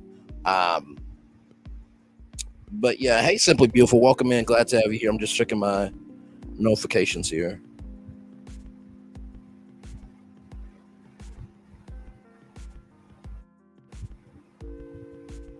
Okay. But yeah, like I said, message me on IG and I'll get in contact with Sean. I don't. Is it about order or? But yeah, ABC, y'all need to come out and disavow that piece of shit. You need to say that we do not condone any presidential candidate nor their supports coming after our journalists. That needs to be said. And any further chastising of our journalists will result in a lawsuit against you. Since he wants to sue ABC News, y'all can sue 45. Since he want to be an asshole. However, others criticized Scott's former question, including Horner. The news anchor accused her colleague of starting the discussion with an emotional tone, according to The Hill. An emotional tone? She's a journalist just like you are, you fucking whore. What the hell is wrong with you? Here is Horner. What the hell? She felt the indicted presidential candidate should be given more grace after surviving an assassination attempt. Right. And why should that be? He said these people come from shithole countries. He said you could pow somebody in the middle of Fifth Avenue and still get away with voters. He said when they start, they let you do it. Grab them by the ussy. He threw paper towels. Go. He wanted to put a ban on Muslims entering the United States. He He doesn't deserve no grace. He got convicted of rape, Harris Horner. Good damn. Hey, Harris, I know that you get pounded from the back from Fox News quite often with a ball gag in your mouth where you can't have a voice. What you're not going to do is suck somebody else's ding dong just so you can have a career socially. You're not going to do that. Not while I'm here. And that probably would have been my last day at Fox News. Meanwhile, my mom would say, you can't speak to a woman that way. Okay, and what's your point? She's defending a racist. Not all skin folk are kinfolk. Ciao. Anyway, let's roll.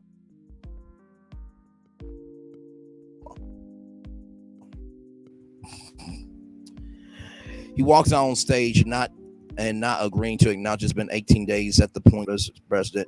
Welcome, and we're glad that you're still here. What? Okay, we all saw the assassination attempt. Okay, it's been, and nobody wanted him there. Harris Horner? Nobody. Good Lord Jesus. I mean, it didn't take much to show humanity in that moment. So disappointed that didn't happen. We're disappointed that you don't have any intelligence and you are the whore Fox News with a ball gag in your mouth being pouted from the back. But we can't all get what we want. Despite heavy backlash, Washington Post, Karen Atina, and proud of her for doing that. Proud of Karen Atina for doing that. And Ken Lemon, you're a dumb piece of shit. You're dumb. You're absolutely dumb. Everybody who approved that, you're dumbasses. I don't care about your career. I don't. I really don't.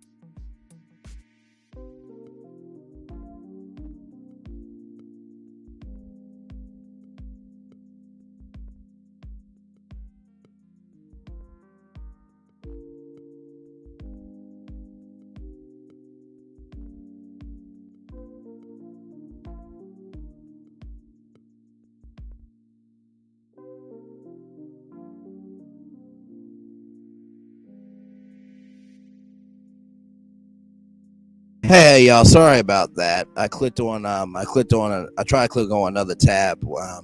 I clicked on the StreamYard tab on accident. My bad, y'all. Can y'all still hear me? Mic check 1 2 1 2. And listen, I try to love everybody, but I don't put up with ish that I don't have to either. Like Rachel Scott got death threats for doing her job. You as a colleague should have said, I will not take that disrespect of my colleague if you were a colleague, but you're not. You're a whore. Harris Horner of Fox News, the whore Fox News, being pounded from the back with a ball gag in her mouth. I mean, no damn sense. Like, good damn, can you not have some decency, morality, and respect? And before anybody says Braylon Lee does not defend black women, shit show at doing her damn job. But God forbid, is somebody you know got death threats from doing their job, would you have the same energy as Harris Horner, or would you stand up for what's right? Y'all, some of y'all got selective energy out there, and it's really sickening. A travesty, and it's like an unpopular opinion podcast that needs to be canceled completely, mentally, and otherwise. Okay, so anyway, let's just roll on. Okay, all right, so let's move on to a positive news story. Okay, let's move on. Let's just move on.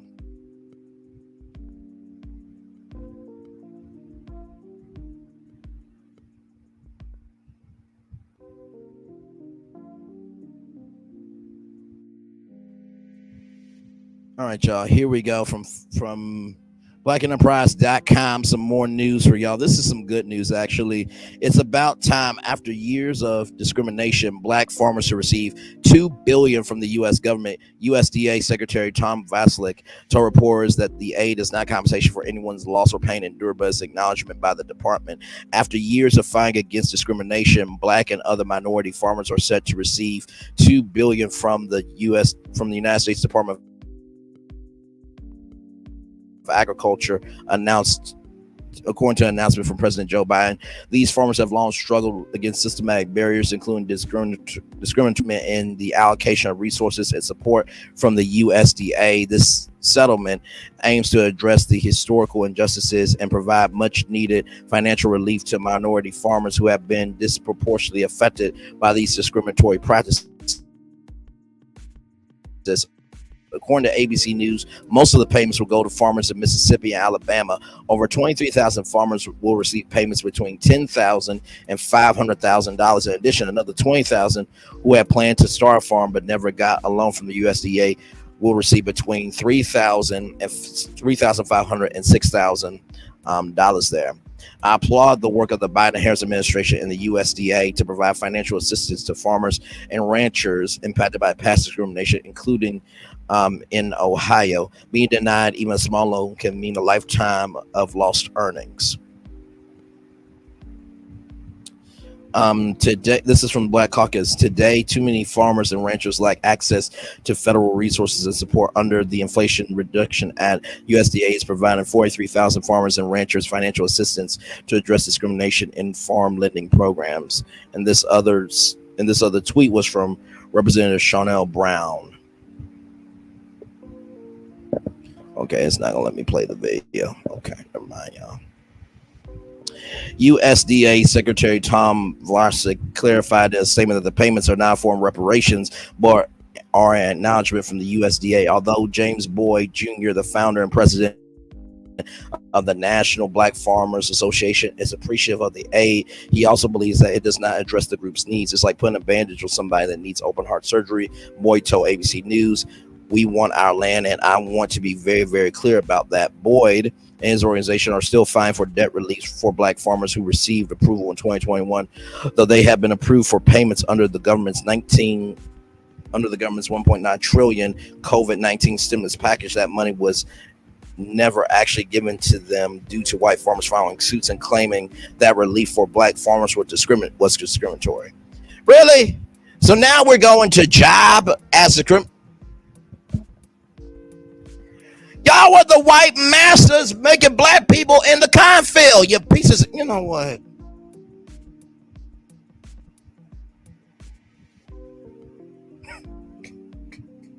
So whether you are a corporate or you're down on the farm, they really want the societal slavery of this is your place, know your role, and shut your ass up.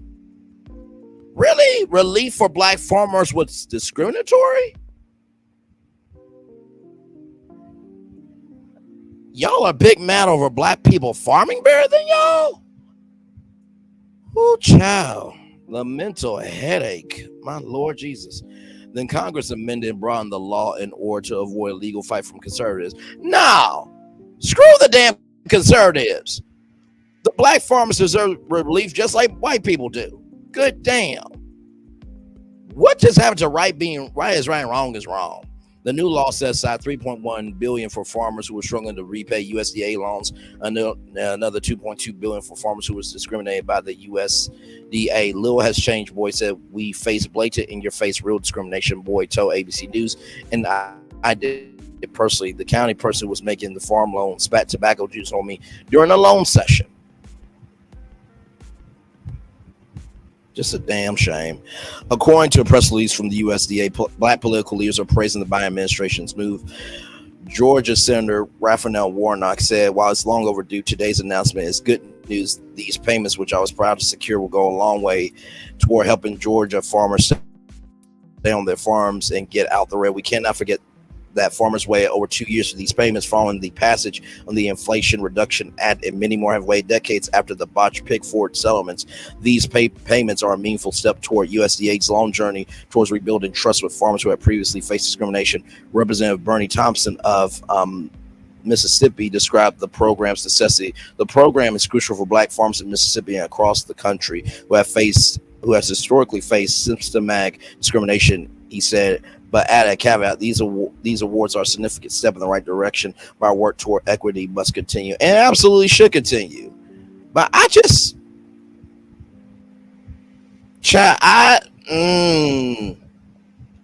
y'all are big mad over women having autonomy over their bodies.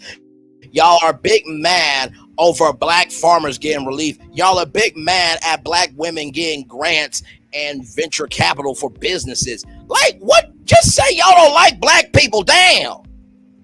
Because you're looking like a master that's a racist from Django Unchained. Just say it. It's okay. We just know to avoid your ass. Just like Harris Horner. I bet you Harris Horner has no friends in the industry. None at all. Shoot. Harris Horner doesn't realize that she's the Black house slave and that the white massa is the CEO of Fox News. You went from a cornfield to a nice television studio, Harris. Wake the fuck up.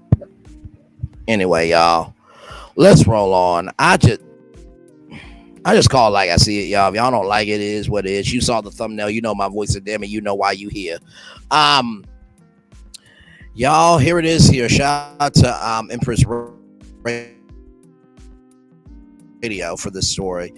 This comes to us from KRCG. Rapper Nelly arrested in St. Louis area area for ecstasy possession and lack of insurance.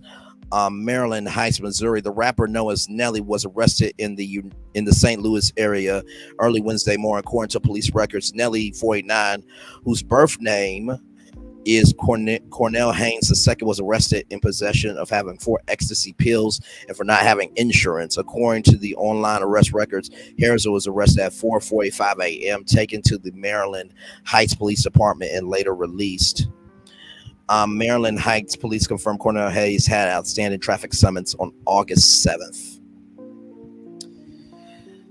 Nelly, man, come on. Like, you got too much going for it. And see, this is why I did not want them to do this damn reality show. No. Because see, things like this happen, and then guess what? Now you gotta cover that on the reality show, bro.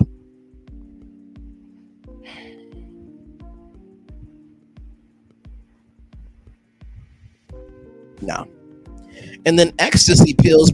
Bro, what are you doing with ecstasy pills? Now, I'm not going to throw Nelly away because let me tell you something. Nelly has done a lot of good and humans are flawed. But, dude, like, that's not the move. Like, you're already married.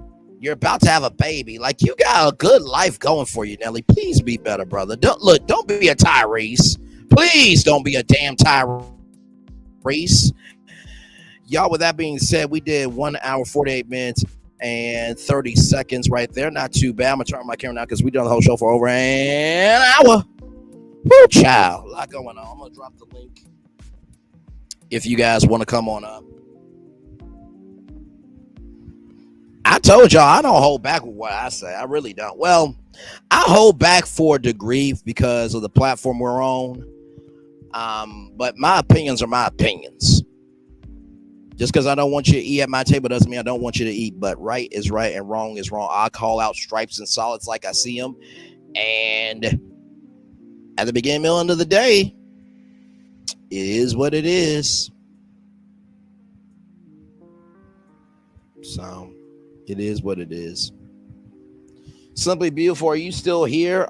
If you are still here, message me on Instagram. Message me on Instagram with whatever's going on, and I'll talk to Sean because I'm actually going to call Sean to see how I did in moderating today. I hope I did a good job. It was a little rough at the beginning because I didn't have my mod badge on, my mod privilege.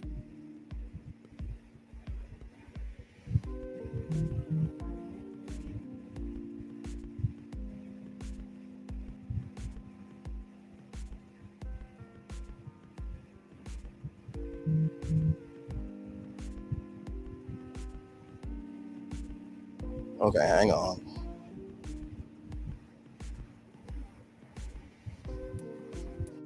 Well, I'm just saying, child.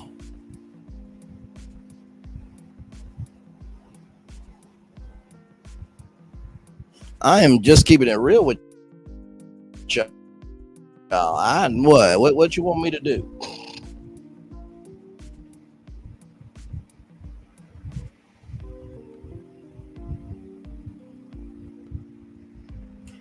If whatever we don't confront, we allow. So I just confront it. I do. I just confront it, child. That's all I do. Like I said, if I could call Mr. Beast out for what he's doing to those contestants at the Mr. Beast games, I can call Harris Horner or whore at Fox News. So I don't want to hear it. I call everybody out. Equal opportunity.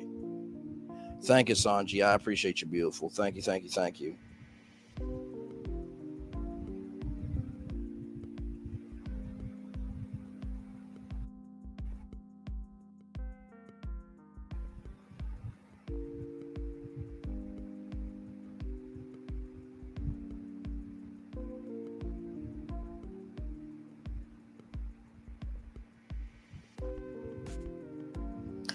Okay, yeah, I finally got an answer. I didn't get the Studios thing, which is fine. I mean, I figured I would. Here's the thing. I knew that Studios opportunity was going to be huge, right? Which a lot of people were going to go for. But, you know, I don't look at the Tubi opportunity as a bad thing because, for one, the fact that they're even doing it is huge, for one. Number two, the fact that I took a shot on myself. And number three, in number three, too, I don't have any regret over it because at least I entered. Because if I didn't enter, I would never had the shot anyway. So I don't regret entering the Studios opportunity. Now, NBC Universal, I hope we get that one, child, because I'm ready. I am ready. Let me tell you something. If Brainley was an NBC Universal employee, I would be live from the Olympics right now. I would be in Paris with BBW, walking around Belly, eating, shopping, drinking, doing whatever. And because the show is live from 6 to 8 p.m. on 6 p.m. Eastern is 12 midnight in Paris. So I would have had all day to go to all the events, and I would have been Snoop Dogg's nephew. You heard? So, yes, indeed. Thank y'all for the 19 likes. I appreciate y'all. Thank you so much. Really do appreciate y'all. Thank you. But yes, indeed. So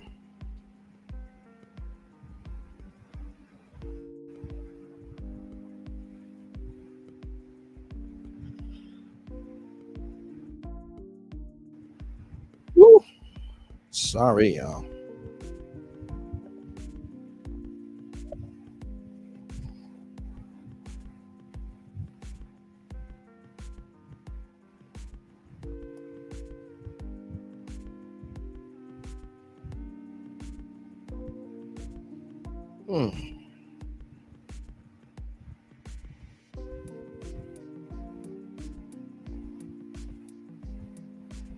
But yes, indeed. So we're going to take a little commercial break. We'll be back with more Virtual Tour Live right after this. Like, comment, share, and subscribe. Everybody will be back right after this.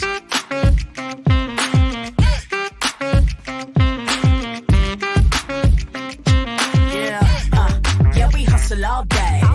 Yeah, we're working, let me play. You know me. Work real hard, now we're ready, let's play. Hustle up, yeah. Ready, set, let's go, yeah.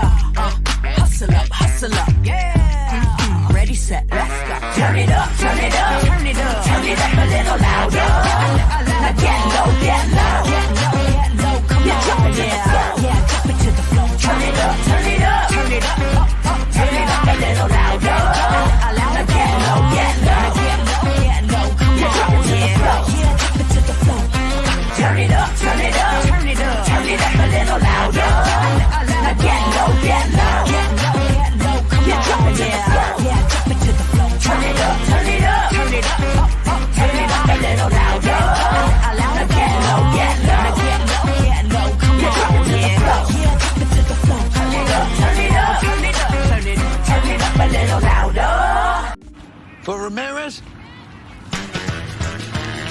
Wingstop's triple meal deal. 6 classics, 6 boneless, and 2 tenders with 2 dips and a large fry for just $17.99. Get yours delivered today at Wingstop, where flavor gets its wings.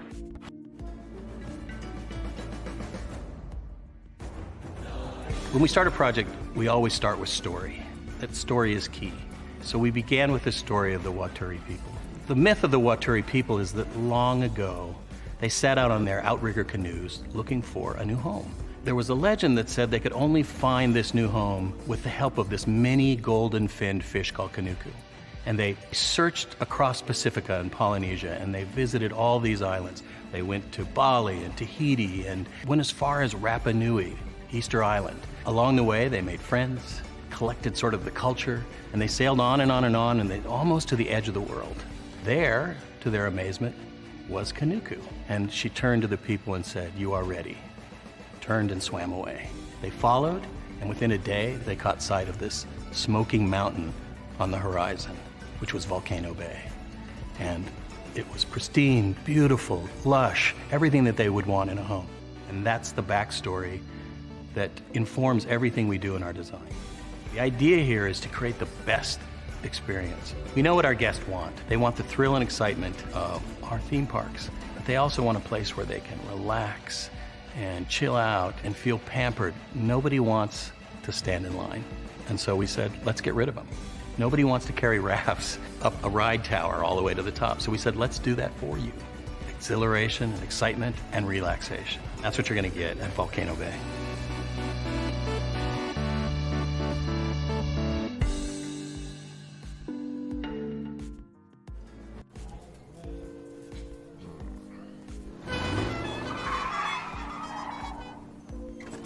Come with me if you want to live a more delicious life. Oh, maybe we should get in the van. In this world, we don't get to control much. The past, male pattern baldness. Leggies. Got one right now. The urge to puff that bubble wrap. But there is one thing we do get to choose every single day: what we eat. Welcome to the Sonic Department of Research and Deliciousment. We have everything you want, didn't know you wanted, and some things you didn't know were possible. Because we believe if you're not having fun, you're not living free. So come on, let's live a little.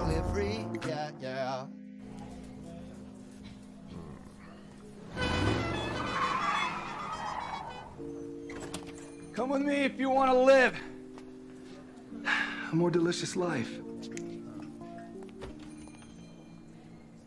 Oh, maybe we should get in the van. In this world, we don't get to control much. The past, male pattern baldness. Leggies. Got one right now. The urge to puff that bubble wrap. But there is one thing we do get to choose every single day: what we eat. Welcome to the Sonic Department of Research and Deliciousment. We have everything you want, didn't know you wanted, and some things you didn't know were possible. Because we believe if you're not having fun, you're not living free. So come on, let's live a little.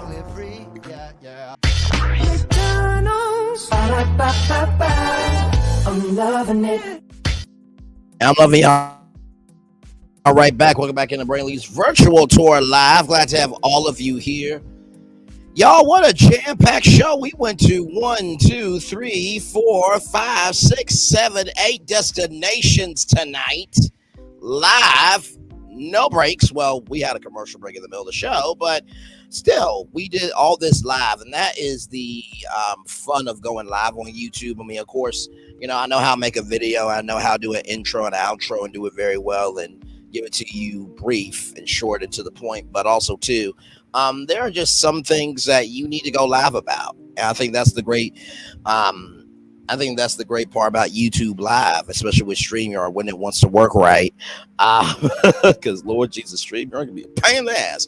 But no, it's fun to go live. It's fun to engage. It's fun to interact, and it's fun to connect with a global audience. You don't have to wait to be global because you are already global. You know what? I'm gonna do something that I have not done in a while with y'all.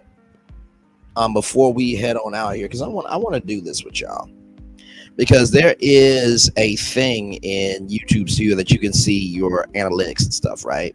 And last time we saw it, right, it was a little bit of everywhere. So let me go to analytics.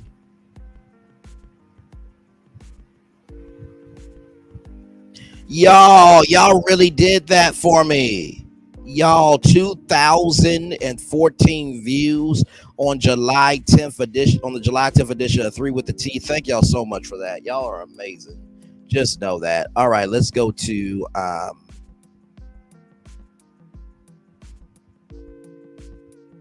audience.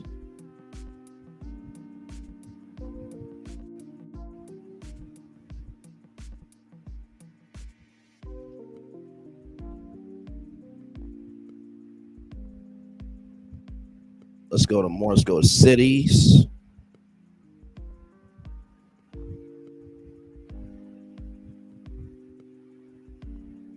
Let's go monthly. No, that's not what I'm looking for.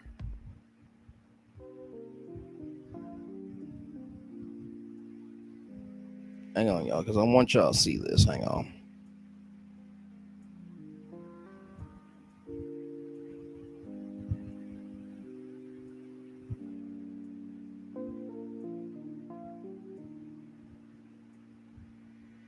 All right, y'all. So here it is for the last 365 days. And I want to show y'all that you don't have to wait to be, no problem. I got you. I just, because I'm new with Sean, you know what I mean? I'm a moderator. Just want to make sure I'm respecting all my boundaries. But I got you, though. I definitely am going to call her probably as soon as I get off the live. Well, after I rest after this live, because this was a big live. But let me show y'all something. You don't have to wait to be international. So here we go. Sacramento, California, Owata, Canada, Fayetteville, North Carolina, Fort Worth, Texas. Actually, because I'm gonna restart, but I'm gonna do where I'm gonna do the city and the views. Sacramento, California, 11 views. Owata, Canada, 11 views. Fayetteville, North Carolina, 12 views. Fort Worth, Texas, 12 views. Virginia Beach, 13 views. London, UK, London, United Kingdom, 13 views. Boston, Massachusetts, 15 views. Tampa, Florida, 15 views. Ruston, Louisiana, 17 views. Pictaway, New Jersey, 18 views. Toronto, Canada, 20 views. Baton Rouge, Louisiana, 20 views. Denver, Colorado, 21 views. Germantown, Tennessee, 22 views. Phoenix, Arizona, 22 views. Columbia, South Carolina, 23 views. San Antonio, Texas, 23 views. Sydney, Australia, 25 views. Orlando, Florida, 26 views. Lufkin, Texas, 29 views. Johannesburg, South Africa, 31 views. San Francisco, 32 views. Condolum, India, 34 views. New Orleans, Louisiana, 40 views. Soweto, South Africa, 46 views. Raleigh, North Carolina, 47 views. Indianapolis, Indiana, 47 views. Las Vegas, Nevada, 50 views. Mobile, Alabama, 51 views. Miami, Florida, 53 views. Kent, Ohio, 54 views. Washington, D.C., 67 views. Cleveland, Ohio, 68 views. Nashville, Tennessee, 83 views. Lawton, Oklahoma, 106 views. Jacksonville, Florida, 124 views. Memphis, Tennessee, 163 views. Los Angeles, California, 204 views. Baltimore, Maryland, 233 views. Cape Town, South Africa, 240 views. Birmingham, Alabama, 249 views. Detroit, Michigan, 256 views. Pretoria, South Africa, 266 views. Dallas, Texas, 304 views. Charlotte, North Carolina, 367 views. Philadelphia, Pennsylvania, 397 views. Atlanta, Georgia, 535 views. Chicago, Illinois, 562 views. Houston, Texas, 711 views. And New York City, 1,610 views, which will come out to 131,746 total views. 14,500.4 watch hours. Don't worry about the temporary noise of the haters. Worry about the permanent sound of the supporters, okay? Mm-hmm. Mm-hmm. Mm-hmm.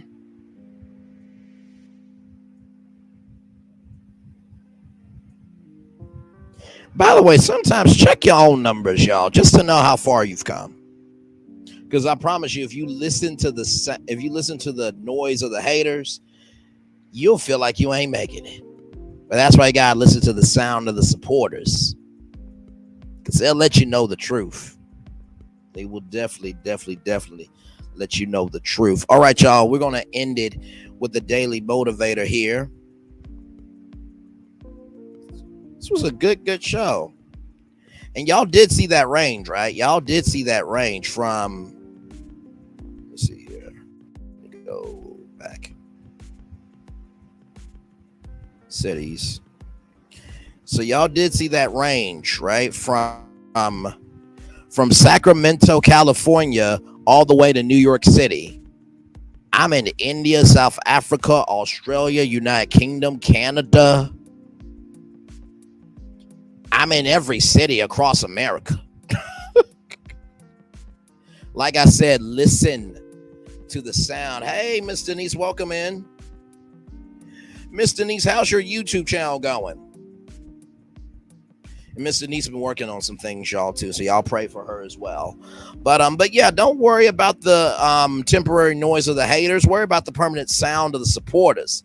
Like I said, I'm known from Sacramento, California, all the way to New York City.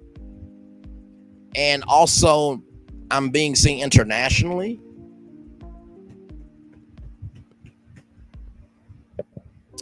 Now, everybody can say that. Now, listen, of course, you know, the numbers are the numbers. But you saw, you know, triple digit. You saw, you know, 1,000 to 1,000 views from New York City. That's the number one media market in the country. So it's going. I'm working on content. That's wonderful to hear. That's good. That's really good.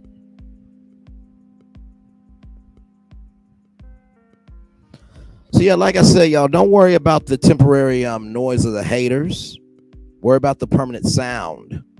Worry about the permanent sound of the supporters, y'all. I really mean that.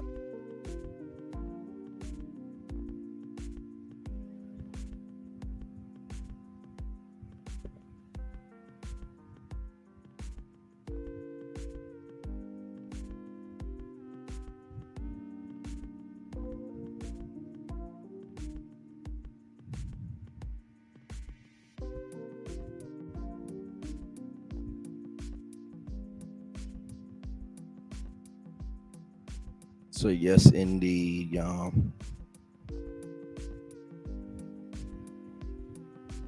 Miss Denise, you want to come up for a little bit? Because we're just chilling at this point. I was about to end it with the Daily Motivator at this point, but yeah, we went through 8 topics today. We went to 8 destinations, rather 8 destinations all live. So, and that's another good thing too about this brand, y'all. It's the same, it's the same pancakes, butter, and syrup that I serve y'all, just different flavors that I make. One day you might get chocolate chip pancakes, another day you might get birthday cake, another day you might get strawberry shortcake. I'm delivering y'all pancakes or serving y'all pancakes pretty much every day. I'm just giving y'all different flavors of pancakes. That's it.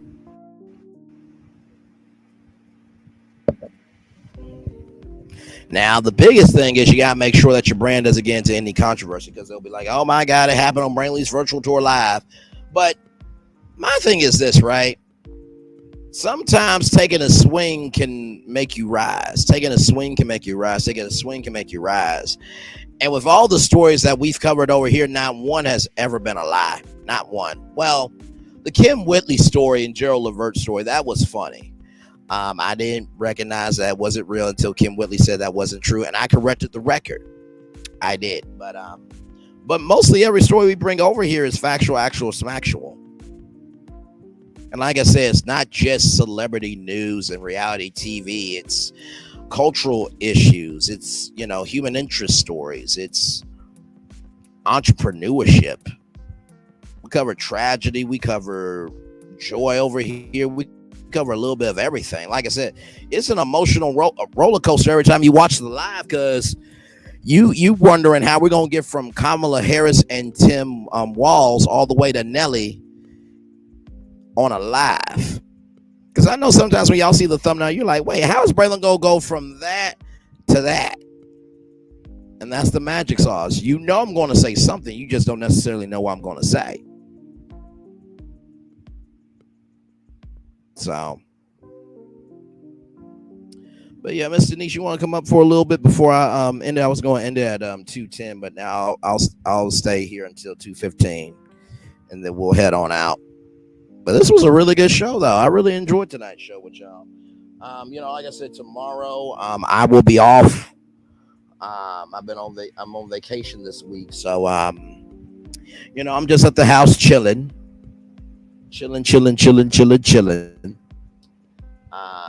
And then Saturday is the birthday, so excited. And of course, y'all know Melody Cherie Lee, if you roll that way, or Melody Cherie Rogers. She's been doing a 3-day TikTok of the 7th Avenue School of Beauty. So I've been over there hanging out with her and supporting her and the whole SAB squad over there. It's been a fun time for sure. And then the Braxtons are coming back August 9th at 9:30 Eastern on WeTV. So that should be a good time there. And then, like I said, we'll do the review live probably at 6 p.m. Saturday, because then I got to find my way to watch it, take my notes, and then we'll start reviewing it. I tried to get an interview with them before the season, but WeTV never got back to me. So it's all good, though. It's all good. But we will review the season. And then, of course, like I said, my birthday is Saturday, so we will have a little birthday party here. We're through with the tea, although I know Sassy will be live from she'll be live from Mimosas with Melody. I think that's from 7 to 10 Central Time, so that's 8 to 9, 9 to 10 to 11. So by the time Sassy gets out, me and Lil Paulette will have already done an hour, so she'll probably jump on right after. But it should be a good time. And then Sunday I'll be back at work, I think. But yeah, I'll celebrate my birthday all weekend, and really I'll celebrate my birthday all month long. So yes, indeed. So Miss Denise, you good before I end the show? If you want to come up.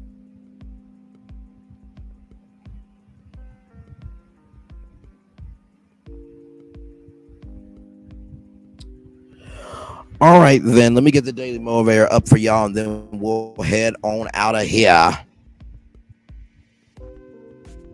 Great show tonight, y'all. Really enjoyed y'all as always. All right, y'all, here we go. It's time for the Daily Motivator. You don't know what you can get away with until you try General Colin Powell. You ain't never lied, good sir. You ain't never lied. It's time for the Daily Motivator for Wednesday, August 7th, 2024. A future to inhabit. What has been, for all its flaws, regrets, lost opportunities, as well as for its many benefits. Accept the past and move forward. Perhaps it would seem desirable to change the past, but can you really be sure what that would gain you? And in any case, it's not possible. Fortunately, you can impact your future. It's something you're able to do every day. That's much more preferable, because the future is where you'll live the rest of your life, rather than just useless wishing about changing the past. You can act right now to create a future of your choosing. Instead of fighting against reality, you can put it to work for you, transforming your thoughts about what could have been into actions that determine what will indeed be. You have a future to inhabit as bright as you are willing to make it. Ralph Morrison. Well, sometimes in order to inhabit your future, you have to let go of things and clean up your surroundings. Not everybody can go with you on your journey. That's the first thing I would say. The second thing is make sure that your mindset reflects in your actions. Covering all these destinations that we go to on virtual tour, I do have my downtime, believe it or not, especially when I'm doing 2 shows in a day. 11 a.m. to 6 p.m. Soon as we get off the air, as soon as we get off of being on tour from 1 p.m. to 6 p.m., I am chilling. I ain't doing none at all. Sometimes I'll go out walking and then come back. Sometimes I'll go by the pool and hang out. But I make sure I give myself a mental break, because however your mindset is going to reflect in your actions. And finally, with a future to inhabit, recognize that you don't have to inhabit other people's futures. So let me tell you, some futures look like nightmares. Okay? All right. And with that being said, y'all, it's time for the best outro on YouTube. Know what you do and do what you know. Never say you weren't born special, because you were always born a blessing. And trust, you may not be where you want to be, but at the end of it, you'll be where you need to be. Do what you've been chosen to do. Why is one thing to call yourself, is another thing to be chosen. One love, much love, all love. I have spent time with you. You have spent time with me. Hopefully, by spending time together, we're out to be great together. And always remember, we're doing radio, television, YouTube, living your best life, or you're just showcasing the idiocy of a media company like Twitter. Make sure the replay is not just for if you're watching, not just for if you listen to, but if you want to experience it again. Thank you, Miss Denise, Simply Beautiful, Sanji, Pie Sparks, Nuggets, Lynette Stiller, Coffee Reviews TV. I hope you enjoyed the show, Coffee Reviews TV. Monica Bobbitt, Divine Virtuous Woman as well. I think that's everybody that came through. And then of course, as I often say, on receive love, you gotta give it. On receive love, you gotta give it. On receive love, you gotta give it. Where obstacles you have overcome, where successes you have achieved upon this particular day, I'm extremely proud of you, but no one else is probably be proud of your damn self. And finally, y'all, it is August, which means summer is almost over. Please enjoy every day of summer that is left, because life is too short not to have joy. With that being said, commercial break, and fireworks are coming your way for the day that was, for the day that's coming, for the blessings are on the way for you, me, all of us, as a society, as a people, as a culture.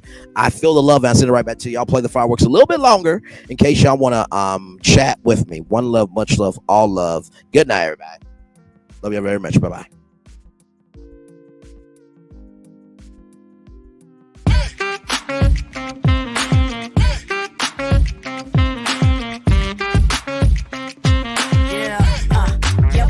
All day.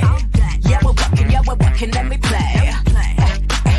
You know me, work real hard, now we're ready, let's play. Ay, hustle up, yeah.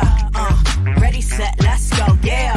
Hustle up, yeah. Ready, set, let's go. Turn it up, turn it up, turn it up, turn it up a little louder. Now get low, get low, get low, get low. Come on, drop it to the floor, yeah, drop it to the floor. Turn it up, turn it up, turn it up. Turn it up a little louder. Now get low, get low, get low, get low. Come on, drop it to the floor, yeah, drop it to the floor. Turn it up, turn it up, turn it up, turn it up a little louder. Now get low, get low, get low, get low. Come on, drop it to the floor, yeah, drop it to the floor. Turn it up, turn it up, turn it up, turn it up a little louder. Now get low, get low, get low, get low. Come on, drop it to the floor, yeah, drop it to the floor. Turn it up, turn it up, turn it up. Turn it up a little louder. For Ramirez, Wingstop's triple meal deal. 6 classics, 6 boneless, and 2 tenders with 2 dips and a large fry for just $17.99. Get yours delivered today at Wingstop, where flavor gets its wings.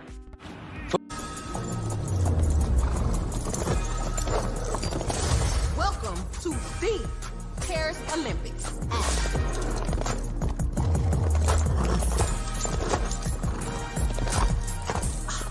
Look at my hot girl. Bonjour. And that is the Olympics hot girl style. So it's a winged, fire-breathing, talking horse. No. Okay. That is the Olympics. Olympics? Olympics. What are they not getting about this? Right? Welcome to Copeland's. Copeland's is not just some fancy place for your big night out. In fact, there's no occasion too big. Or if you like, too small. Copeland's. There's always something good.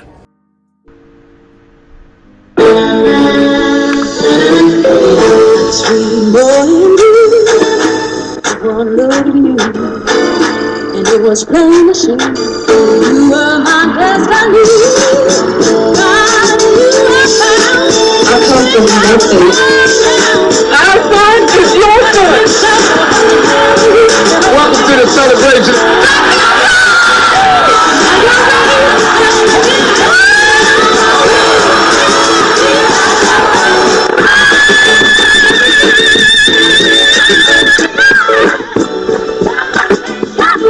We all we got.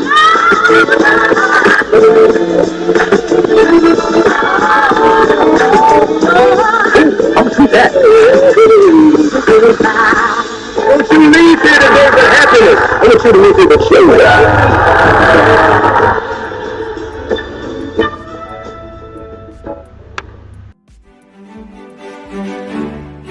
Introducing a water theme park like no other. Universal's Volcano Bay. A relaxing tropical oasis where every carefree moment is inspired by the belief that water is life. And life is joy. This is where you'll make the most of every splash, every scream, every breathtaking thrill. Welcome to a new kind of vacation paradise. Welcome to Universal's Volcano Bay, the third amazing theme park at Universal Orlando Resort. Power 923 Jams and the Arkansas Minority Health Commission encourages you to take the COVID-19 vaccine to help keep you and your loved ones safe. Involved in our community, the People Station, Power 923 Jams. KIPR Pine Bluff, Little Rock, KFOG, Little Rock, a Cumulus Media Station. And now, back to the jams. Hip-hop. Drake. Girls want girls where I'm from. Yeah, well, girls want girls where R&B. J. Howell. Just 'cause I love you and you love me. And now, bumping back-to-back continuous music with another fresh new jam. Heard here first on the People Station, Power 923 Jams. Power 923. Welcome to the scene. It's 3 with the T and we keeping it clean. Sipping hot, pinky out, you know what I mean? Sassy T dropping bombs, get ready to scream. Little Paulette, she in between like the middle sister or the referee. Last but not least, we got Braylon Lee. He in the mix, taking us on a virtual spree. Love, laugh, talk, it's a whole new reality. Get ready for the vibes, cause this party's a masterpiece. That's right, it's 3 with the T. 3 with the T. And if you wanna be no, and if you wanna be no, and if you wanna be like a middle sister, and if you wanna be no. Hey, it's party time. Welcome to the scene. It's 3 with the T and we ain't keeping it clean. Sipping hot, pinky out, you know what I mean? Sassy T dropping bombs, get ready to scream. Little Paulette, she in between like the middle sister or the referee. Last but not least, we got Braylon Lee. He in the mix, taking us on a virtual spree. Love, laugh, talk, it's a whole new reality. Get ready for the vibes, cause this party's a masterpiece. That's right, it's 3 with the T.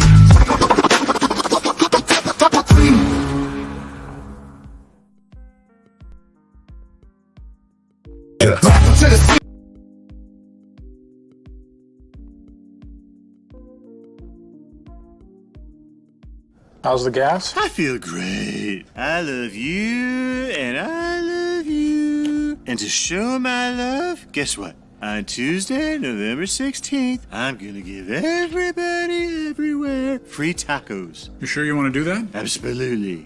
You have good hair. Get 2 of Jack's delicious classic tacos absolutely free when you come into Jack in the Box Tuesday, November 16th. Ooh, that's a big tooth. Get 2 free tacos Tuesday, November 16th at Jack in the Box. Hey, grab me one too.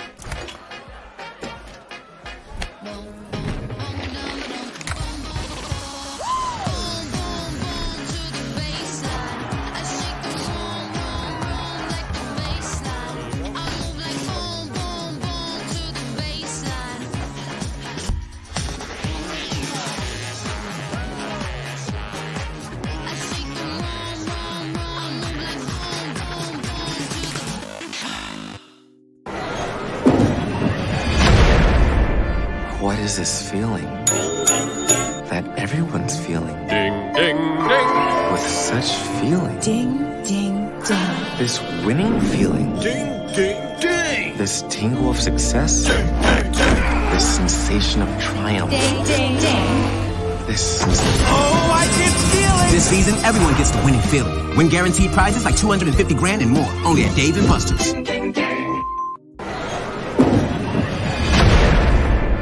What is this feeling that everyone's feeling? Ding, ding, ding. With such feeling. Ding, ding, ding. This winning feeling. Ding, ding, ding. This tingle of success. This sensation of triumph. Ding, ding, ding. This sensation. Oh, I can feel it. This season, everyone gets the winning feeling. Win guaranteed prizes like $250 grand and more. Only at Dave & Buster's. Things have been a little quiet around here. We've missed the fun. We've missed the excitement. We've missed the entertainment. We've missed the nightlife. But most of all, we've missed you. We're getting ready. Caesar's Rewards. We can't wait to welcome you back. Things have been a little quiet around here. We've missed the fun. We've missed the excitement. We've missed the entertainment. We've missed the nightlife. But most of all, we've missed you. We're getting ready. Caesar's Rewards. We can't wait to welcome you back. I finally did it. Popeye's new chicken sandwich. I've been trying to make the perfect chicken sandwich forever. How does that make you feel? You know me. It had to be just right. Finding a bun as good as my chicken was not easy. I mean, I did it, obviously. I think we've made a lot of progress here. I feel great. Good talk. I'm proud of you. My new chicken sandwich is buttermilk battered and served on toasted brioche. Try it in spicy or classic. Love that chicken from Popeyes. This is for all you multi-talented, multitasking, multi-everything people out there. Take it away. Find your glory, write your story. Fearless feet will carry you. Time you own it, take your moment. Be a fire burning through. Hustling from night until morning. Grinding it out, it won't be long. Feel your power, it's your hour. You inspire, you are strong. Enjoy your Zoa. Oh, no applause? You're all fired.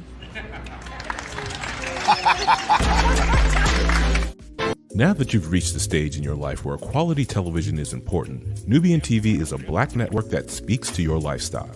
Nubian TV is the world's first digital network devoted to the upscale and political lifestyles of black people. Nubian TV's programming includes politics, travel, fashion, food, automotive, arts and culture, civil rights, music, and more. Watch now on Amazon Fire TV, Roku, or watch globally at nubiantv.net. Nubian TV, it's what you want to watch.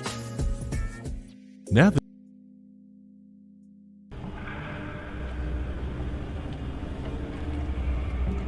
I got a question for you. What does this city know about luxury? Huh? What does a town that's been to hell and back know about the finer things in life? Well, I'll tell you. More than most. You see, it's the hottest fires that make the hardest steel. Add hard work and conviction, and the know-how that runs generations deep in every last one of us. That's who we are. That's our story. Now, it's probably not the one you've been reading in papers. The one being written by folks who've never even been here and don't know what we're capable of. Because when it comes to luxury, it's as much about where it's from as who it's for. Now, we're from America, but this isn't New York City. or the Windy City, or Sin City, and we're certainly no one's Emerald City.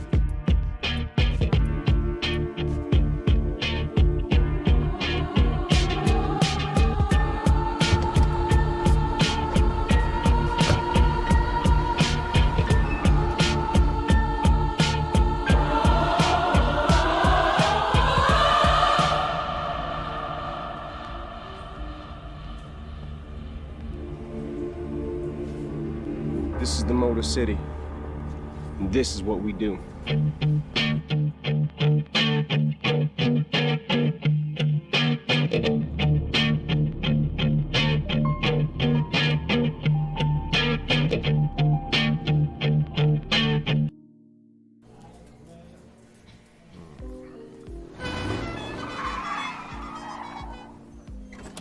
Come with me if you want to live a more delicious life. Oh, maybe we should get in the van. In this world, we don't get to control much. The past, male pattern baldness. Leggies. Got one right now. The urge to pop that bubble wrap. But there is one thing we do get to choose every single day: what we eat. Welcome to the Sonic Department of Research and Deliciousment. We have everything you want, didn't know you wanted, and some things you didn't know were possible. Because we believe if you're not having fun, you're not living free. So come on, let's live a little. Hey, good morning, America.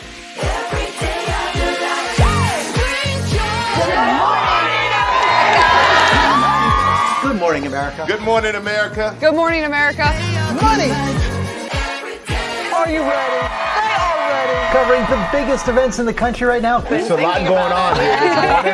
It's always a good time. That's what the show's about. That's good. Really good. Very good. Coming in hot, Jimmy, coming in hot. It's far from elementary. Oh. Good morning, America. I'm not going to try to strut like Michael or anything. I have known George a long, long time. Have you ever gotten him to dance? Look at that face. You don't just see it, you feel it. I'm in. I'm in. I'm in. I'm in too. I'll be here. I am here and so happy. I'm in. I'm in too. I'm in. That tells you something when Snoop Dogg's in. Michael, George, Lara, Ginger. Open your eyes. Think of the one place you've always wanted to see.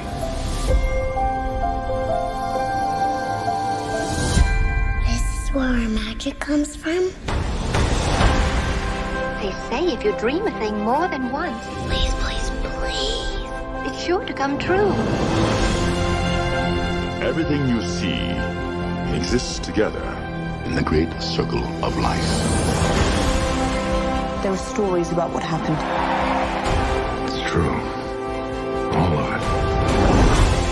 In every job that must be done, there is an element of fun. I told you she was tricky. Life is full of possibilities. What do you want to be remembered for? The world is in our hands, and we gotta do something with it. I just want to say a word of thanks to all the artists, the workers, and all of you. The young and the young in heart.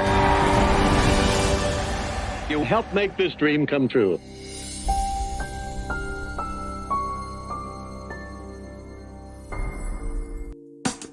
Caesar. Just look at him. Politician. General. Author. Ruler. Man.